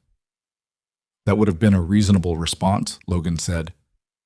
It would have been wrong, she said, because Ethan didn't make a transaction. He made a choice. And the person he made the choice for. She looked at Logan with something in her eyes that had moved past grief and past anger and past the long, complicated exhaustion of 11 years and arrived somewhere cleaner. You've been carrying his name in your wallet. Logan looked at her. How did you know that? Because you looked at your hands in the chapel, she said. The way people look at something they carry. And you didn't need to look it up. You already knew everything about him. Logan reached into his back pocket. His wallet was worn smooth at the corners, the leather darkened with years of pocket heat. He opened it and found the folded piece of paper in the slot behind his military ID. The paper that had been there since a chaplain in a hospital in Bagram had sat beside his bed and told him the name of the man who had come back for him, and Logan had found a piece of paper and a pen with his uninjured hand and written it down because he had known, even then, that he was going to need something to hold. He unfolded it. The paper was soft at the creases, the ink slightly faded, the handwriting his own from 11 years ago, larger and less controlled than it was now, the writing of a man in pain with one good hand. Ethan Brooks, 3/5, April 9th. He held it for a moment, then he set it on the bed beside Walter's hand. Walter looked at it. His jaw moved. He didn't speak. Helen looked at it. The room held them all for a moment in the specific way that rooms sometimes do when something has been put down that has been carried for a long time, and the air needs a moment to adjust to the new weight distribution. I'm not going to say I'm sorry, Logan said. I've said it in my head every day for 11 years, and it doesn't do what it's supposed to do. No, Helen said. It doesn't. He was 26 seconds behind me, Logan said. In the withdrawal sequence, I was hit by debris from an RPG strike on the wall to my left. I went down in the open and my radio was gone and I couldn't move on my own. He said it in the flat sequential way of a report, because that was the only way he knew how to say it without the words becoming something he couldn't manage. He wasn't in my chain of command. He didn't have a directive to come back. He made a decision in approximately 4 seconds with active fire coming from the high ground to the north, and he came back. Helen nodded once. I didn't see his face clearly, Logan said. The light was wrong, and the pain was... He stopped. I heard his voice. He said, I got you. Let's go. That's all he said. And then he got me to the CCP, and I was medevaced out, and... He stopped again. I never got to see him. Walter's hand had moved. Slowly, with the deliberate motion of a man whose body was still recovering from significant insult, he had moved his hand across the bed and placed it over the piece of paper, not picking it up, just resting on it. Nobody said anything for a moment. "He would have liked you," Helen said, finally. "Ethan, he would have—" She pressed her lips together briefly. "He used to say that the only thing worth doing was the unreasonable thing, the thing that didn't make sense from the outside." She looked at Logan. Coming back for a stranger under fire, walking into an apartment because a dog stopped, sitting in a hospital waiting room all night for someone you don't know. She shook her head slightly. "He would have understood you completely." Logan's throat worked. He didn't trust himself to say anything useful, so he didn't say anything at all. He sat in the chair beside the bed in the cardiac observation unit and looked at Walter's hand resting on a piece of paper from 11 years ago and let the silence be what it was. At 7:40, a doctor Logan hadn't met. The hepatologist on morning rounds, a precise man in his late 40s with a measured manner, came to discuss the longer road ahead for Walter's treatment. Logan stood to leave. Helen put her hand on his arm briefly without speaking, then let go, and he stepped out of the bay to let the family and the physician have the conversation that needed to happen. He walked back to the waiting room, got another bad coffee, stood by the exterior doors and looked at the ambulance bay where the morning shift paramedics were doing equipment checks with the same between-call stillness as every other set of paramedics he'd watched do it in every other context. His phone buzzed. Dory Falk. "Ranger ate my other leftovers. The man has no shame. Whenever you're ready." He smiled at it, a small, private thing. He typed back, "On my way after 10. Thank you, Dory." He had 40 minutes before he needed to be at 2nd Avenue for Brewer. He used most of them sitting on a bench outside the ER entrance, in the November morning air that carried salt off the sound and the distant machinery of the city waking up. He wasn't thinking about the statement, or about Brian Brooks, or about Dennis Carr, or about what the DA's office would construct from the available evidence. All of that was in motion and would continue in motion without Logan's constant attention. He was thinking about Ethan Brooks, who was 26 years old in April 2015, and said, "I got you. Let's go under fire," and didn't make it out. And had a mother who made calls at 5:40 in the morning, and a father who rested his hand on a piece of paper, and a brother who had tried to burn through everything they were for $420,000 and $1.2 million more. The family Ethan had come from. The family Ethan had left. Logan sat on the bench and breathed the salt air and let himself think about it straight on, which was what he'd told himself in the chapel he would do when there was space for it. And the morning continued around him. A car pulling into the ambulance bay, 2 nurses on their way in, a man walking a small dog on the street beyond the entrance whose dog absolutely did not stop and absolutely did not growl at anything, just trotted along on the end of its leash, in the uncomplicated way of dogs that were not former military working animals with 11 years of accumulated operational judgment. Logan watched it go. Then he stood, adjusted his jacket, and walked toward 2nd Avenue to give his statement. The King County offices on 2nd Avenue smelled like every government building Logan had ever been inside. Floor wax and recycled air, and the particular staleness of a space that was fully occupied for 9 hours a day and sealed the rest of the time. Brewer met him at the front desk at 8:03, signed him through, and walked him up 2 floors to a room that was not quite an interrogation room and not quite a conference room. A deliberate ambiguity, Logan suspected, that served different purposes depending on who was sitting in it. The table was laminate wood grain. The chairs were better than the hospital's.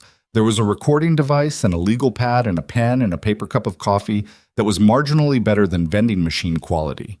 A woman Logan hadn't met was already in the room. She was around 50, trim, with close-cut natural hair and reading glasses on the table in front of her, and the particular composure of someone accustomed to being the most prepared person in any given room. She stood when Logan came in and extended a hand. "Assistant DA Patricia Morse," she said. "Thank you for coming in." "Logan Hayes, I know who you are." She said it without any particular inflection. Not warmly, not coldly. Just stating a condition of the meeting. "Please sit down." Logan sat. Brewer sat across from him. Morse remained standing for a moment, then sat at the end of the table between them in the specific way of someone who wanted to be equidistant from both. "We're going to take your formal statement," Brewer said. recorded.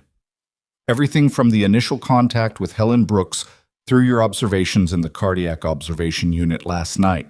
Same version you gave me in the waiting room, just complete and on record. Understood.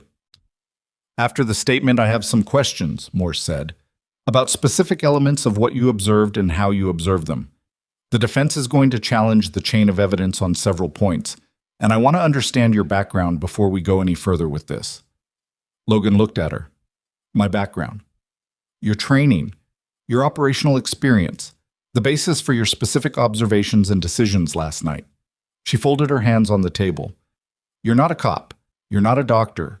You're a former Marine with a combat lifesaver qualification who spent last night making clinical reads and evidence assessments that most civilians wouldn't know to make.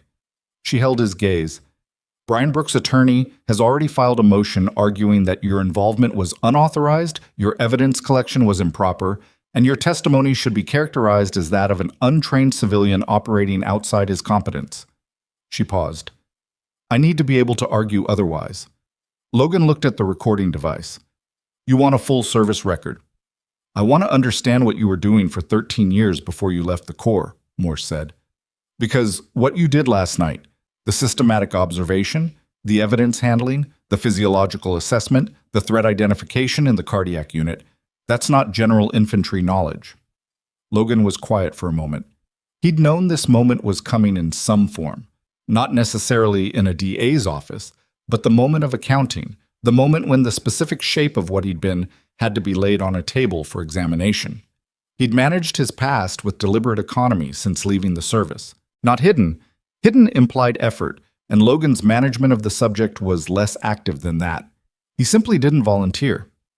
He answered what was asked, and no more.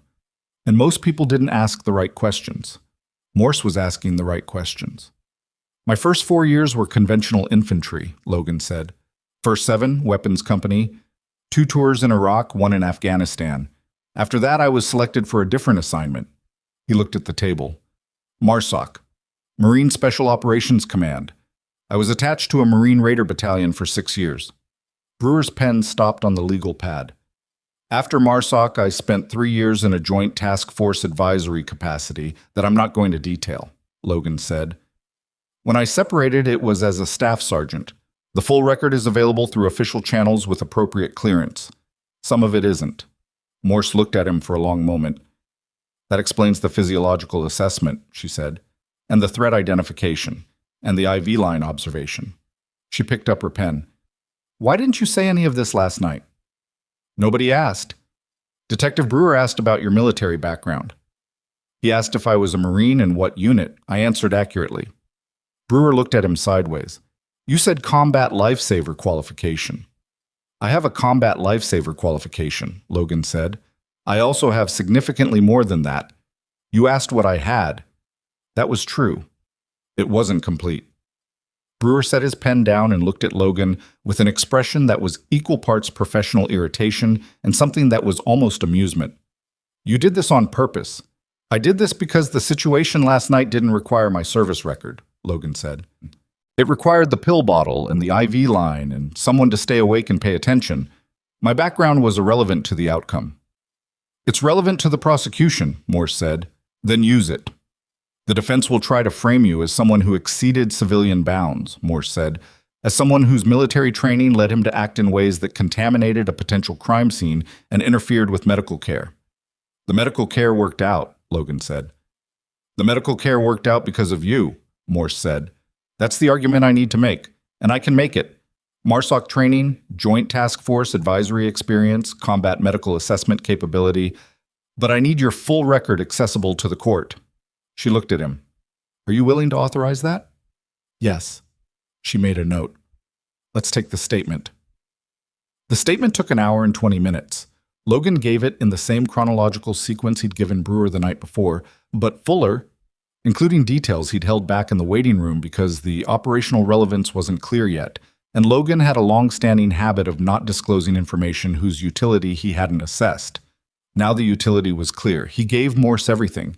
The specific positioning of the pill bottle, the exact words of every exchange with Brian Brooks, the physiological indicators that had shifted his read from cardiac emergency to toxic exposure, the IV line port cap detail, the sequence of decisions in the cardiac unit. Morse asked 14 follow-up questions. They were good questions. The questions of someone who had already read the preliminary case file and understood where the defense was going to push. Logan answered them the same way he answered every question, with the minimum words required for accuracy and the maximum precision available. At 9:40, Morse closed her notepad. "Mr. Hayes," she said, "I've been doing this for 19 years. I've worked cases where the difference between a conviction and an acquittal came down to the first person on the scene and what they did in the first 5 minutes." She looked at him steadily. "What you did last night, the evidence collection, the threat identification, the clinical observations, the decision to stay, that's the difference in this case.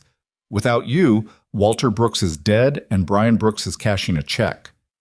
Logan said nothing. "I want you to understand that," she said. "Not for my case, just as a fact." Logan looked at the recording device. "Is the statement concluded?" "Yes." "Then I need to go pick up my dog." Brewer made a sound that was almost a laugh.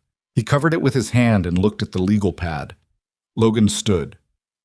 "We'll be in touch," Morse said. "Arraignment is being scheduled for next week. You'll need to be available." "I know where 2nd Avenue is," Logan said. He signed out at the front desk and walked back into the November morning. The city was fully awake now. Traffic on 2nd Avenue moved in its ordinary patterns. Buses running their routes. People on the sidewalks with their shoulders up against the cold. The particular urban texture of a weekday morning in a mid-sized city that had no particular reason to know that anything unusual had happened in it last night. Logan walked 3 blocks north and caught a bus back toward Harbor Point. He picked up Ranger from Dory Falk's apartment at 10:20. Dory was 71 and had moved into the building 2 years before Logan, and she was one of approximately 4 people in the world whose company Logan was consistently glad of. She opened the door, and Ranger came through it in a controlled rush, not jumping because Logan had trained that out of him years ago, but pressing his entire body against Logan's leg with a force that communicated everything jumping would have communicated, and then some. Logan crouched and put both hands on the dog's head. Ranger made a sound that wasn't quite a whine, something lower, more sustained, the sound of an animal that has been separated from its person for longer than it preferred and is registering the preference clearly. "He was perfect," Dory said, "except for the chicken and my leftover pasta. I'll replace everything." "You'll do nothing of the kind." She looked at Logan with the direct, unsentimental attention she applied to most things. "You look terrible. I was in a hospital all night. Is everything all right?" Logan looked down at Ranger, who was now sitting against his leg with the settled quality of an animal that has reestablished the correct order of things and was prepared to maintain it. "It's getting there," he said. Dory studied him for another moment, decided that was sufficient information, and went back inside. Logan walked Ranger down to the waterfront. The path was different in daylight.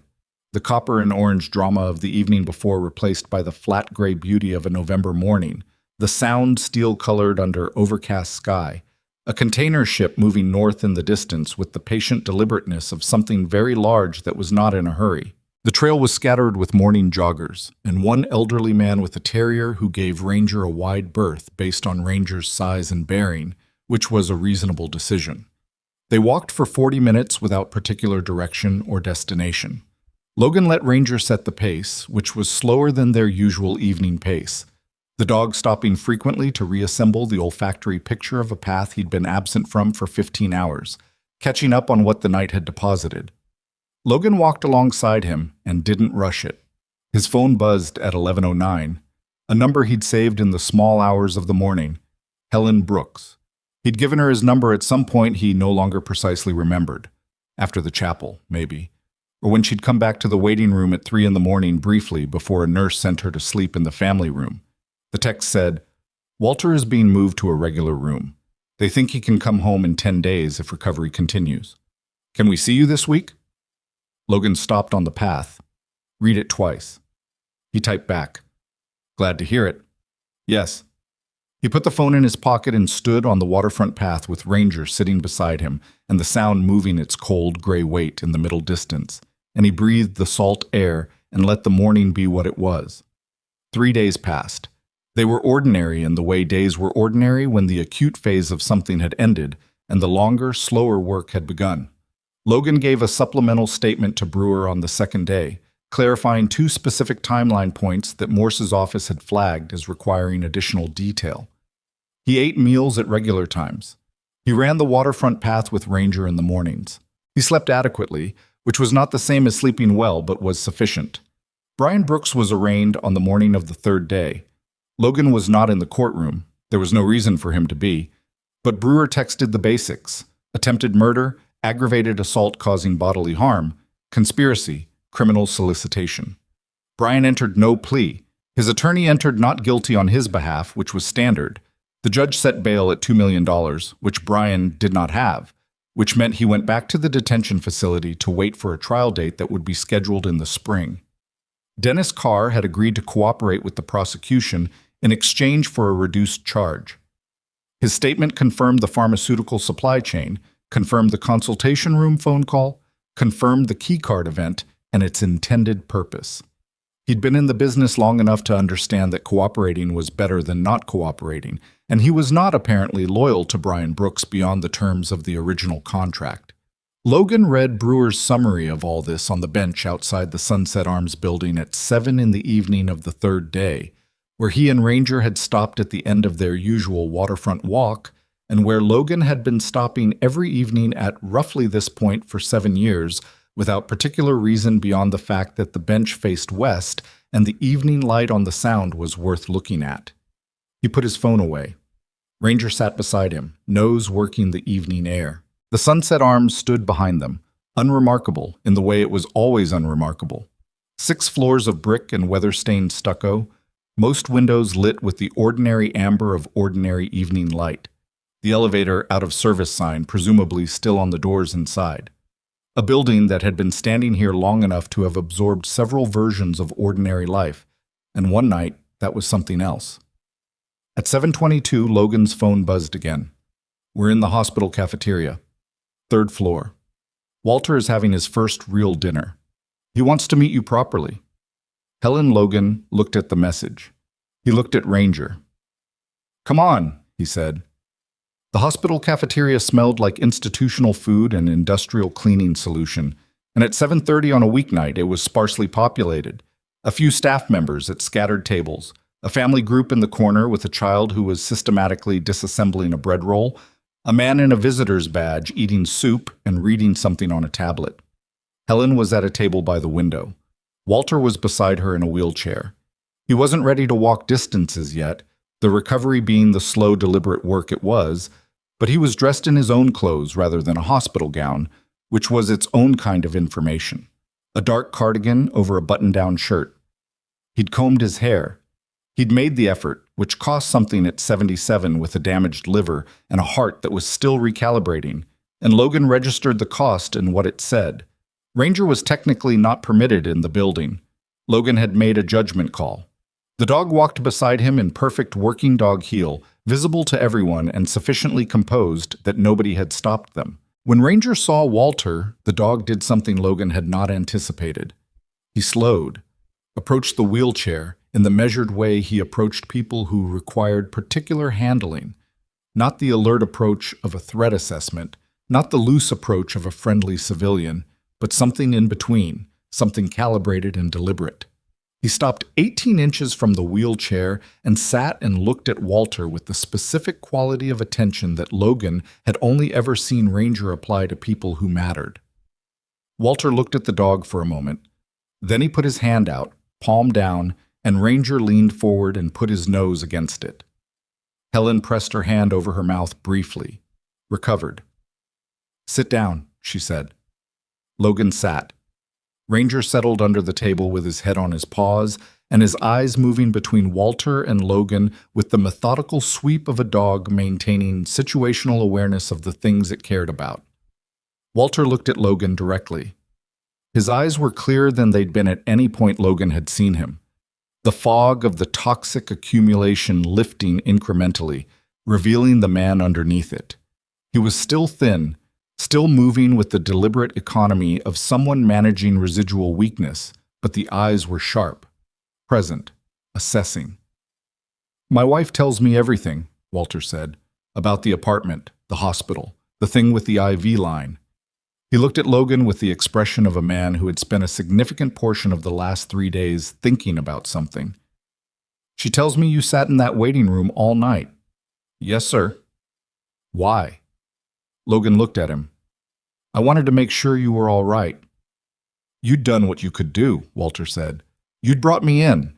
The doctors were working. You could have gone home. I could have, Logan said. Walter held his gaze. Ethan, he said. The name settled on the table between them without ceremony. Yes, Logan said. Walter nodded. Once, slowly, in the manner of a man confirming something he'd already arrived at. He was 26, Walter said, when he died. He'd been in the Marines since he was 19. He enlisted the week after his birthday, and Helen cried for 3 days, and then she drove him to the recruiting office herself because she knew arguing was pointless. A brief pause. Something moved across his face, not quite a smile, not quite grief, a compound thing with elements of both. He was like that once he'd decided something. I know, Logan said, then stopped. I mean, from what Helen told me. You know from April 9th, Walter said, because a man who goes back through active fire to get someone he's met once has already decided. He looked at Logan steadily. That was Ethan. Logan's hands were on the table. He looked at them. I want to say something to you, Walter said, and I want you to let me finish before you respond. All right. For 11 years, the story I had about my son's death was a story about loss, Walter said. He went back for someone. That someone survived. We don't know who, and every year that passes without knowing, the person he died for becomes less real, more like an idea, like a placeholder. He paused to gather breath. The speech was costing him, and he was paying it anyway. Meeting you doesn't fix that. There's no fixing it. He's still gone, and you being here doesn't change the arithmetic. He looked at Logan. But you being here changes the story. You're not a placeholder anymore. You're a person. A specific person who sat in a waiting room all night and picked up a pill bottle and saved my life. And I can see that you've been carrying Ethan's name in your wallet for 11 years, and that matters to me. He stopped. That's what I wanted to say. Logan sat with it. He saved my life, Logan said. I've been trying to figure out for 11 years what that obligates me to. I haven't found a clean answer. There isn't one, Walter said. Ethan didn't save you so you could owe someone. He saved you because you were there and needed saving, and he was the kind of person who didn't walk past that. He looked at Logan. The obligation you're carrying isn't a debt. It's just who you are now, what you do with it. Logan looked at the window. Outside, the city continued its evening. Somewhere to the west, the sound was moving under the November sky, cold and indifferent and continuous. I'd like to visit, Logan said, if it's welcome. Not as an obligation, just, you're welcome, Helen said. She'd been quiet through the exchange with Walter, letting the two of them have the space for it. You and that dog are welcome in our home whenever you want to come. Ranger's tail moved once under the table at the word dog. He understood, Logan said. Helen smiled. It was the first full smile Logan had seen from her. Not the managed composure she'd been maintaining since the night on the waterfront, but something real and tired and genuine. Dogs usually understand more than we give them credit for, she said. That's been my experience, Logan said. Walter ate his dinner slowly, and Logan stayed at the table while he ate. And Helen told a story about Ethan at 15 trying to teach himself to drive their truck in the field behind their house in Kent and putting it into a drainage ditch. And Walter added details she'd gotten wrong. And the evening went on around them in the ordinary way of evenings between people who have been through something and are now on the other side of it and are finding gradually and imperfectly that the other side is survivable. At 8:50, a nurse came to take Walter back to his room for evening medication and vitals. Walter shook Logan's hand before he went.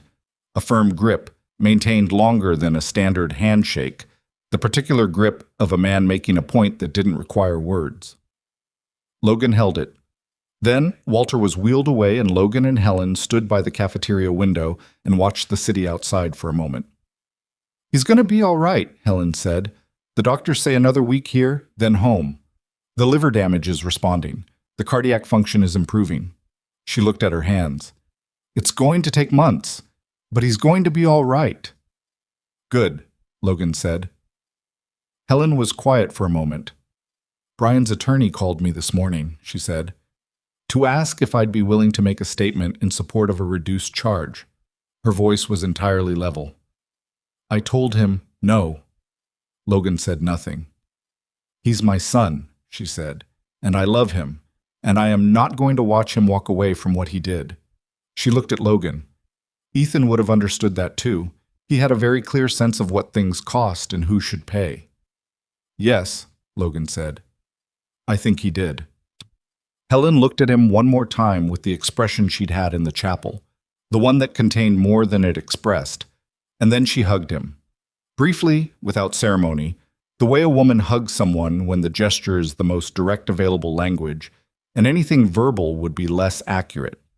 Logan stood in it for a moment and put one arm around her shoulders and let it be what it was. She pulled back, straightened. Same time next week? I'll bring coffee, Logan said. Not from the machine. She laughed. A real one. Short and unguarded and gone quickly, but real.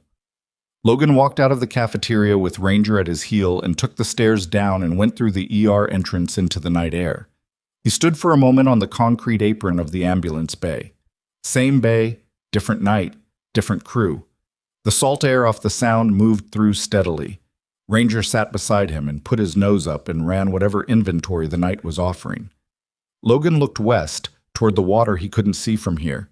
He thought about Ethan Brooks, who was 26 years old and had made a decision in 4 seconds that Logan had been living inside ever since. He thought about what Walter had said. The obligation isn't a debt, it's just who you are now. He turned it over once, looking at the shape of it, testing it against 11 years of carrying the alternative version. It fit better than the alternative version. He'd known that for a while. He hadn't had the specific words for it until now. He thought about Brian Brooks in a detention facility on the other side of the city, calculating the new arithmetic of his situation.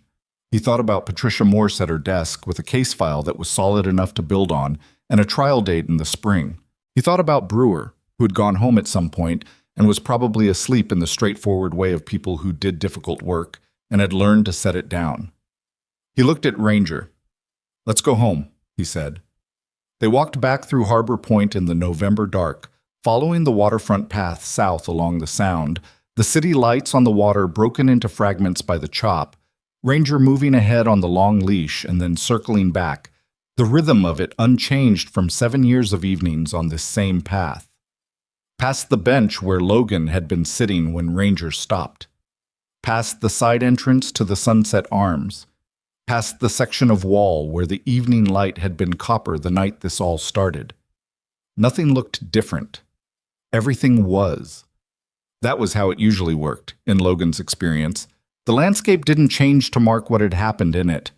The path was just the path. The water was just the water. The dog moved ahead and circled back, and the city continued its indifferent business around them. And whatever had shifted in the internal landscape of Logan Hayes on the evening of a November Tuesday was not visible from the outside and did not require it to be. He had the piece of paper back. He'd taken it from the hospital bed when they'd left the cardiac unit, refolded it, put it back in his wallet. He would keep it there. Not because he needed the reminder anymore. The name had been in him for 11 years and would not be leaving, but because the paper itself had weight now that it hadn't had before. The weight of having been held by Walter Brooks's hand. That seemed worth keeping. The waterfront path wound on ahead of them. Ranger's breath made small ghosts in the cold air.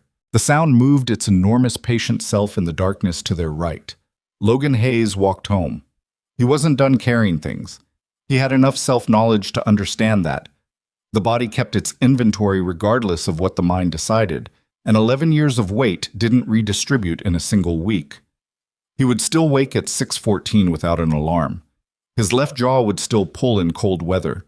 The adhesion in his rear deltoid would still register its complaint on days when the pressure dropped. But he had somewhere to be on Tuesday evenings now. He had an old man's handshake to return. He had a dog who had known, from 30 yards in a sidewalk, that something in that building mattered enough to stop for. He'd learned a long time ago to trust the dog. It had never once been wrong. Some debts can never be repaid. But if you look closely enough, at the stranger on the path, at the dog that stops, at the moment when walking away would be easy, you'll find the ones worth trying.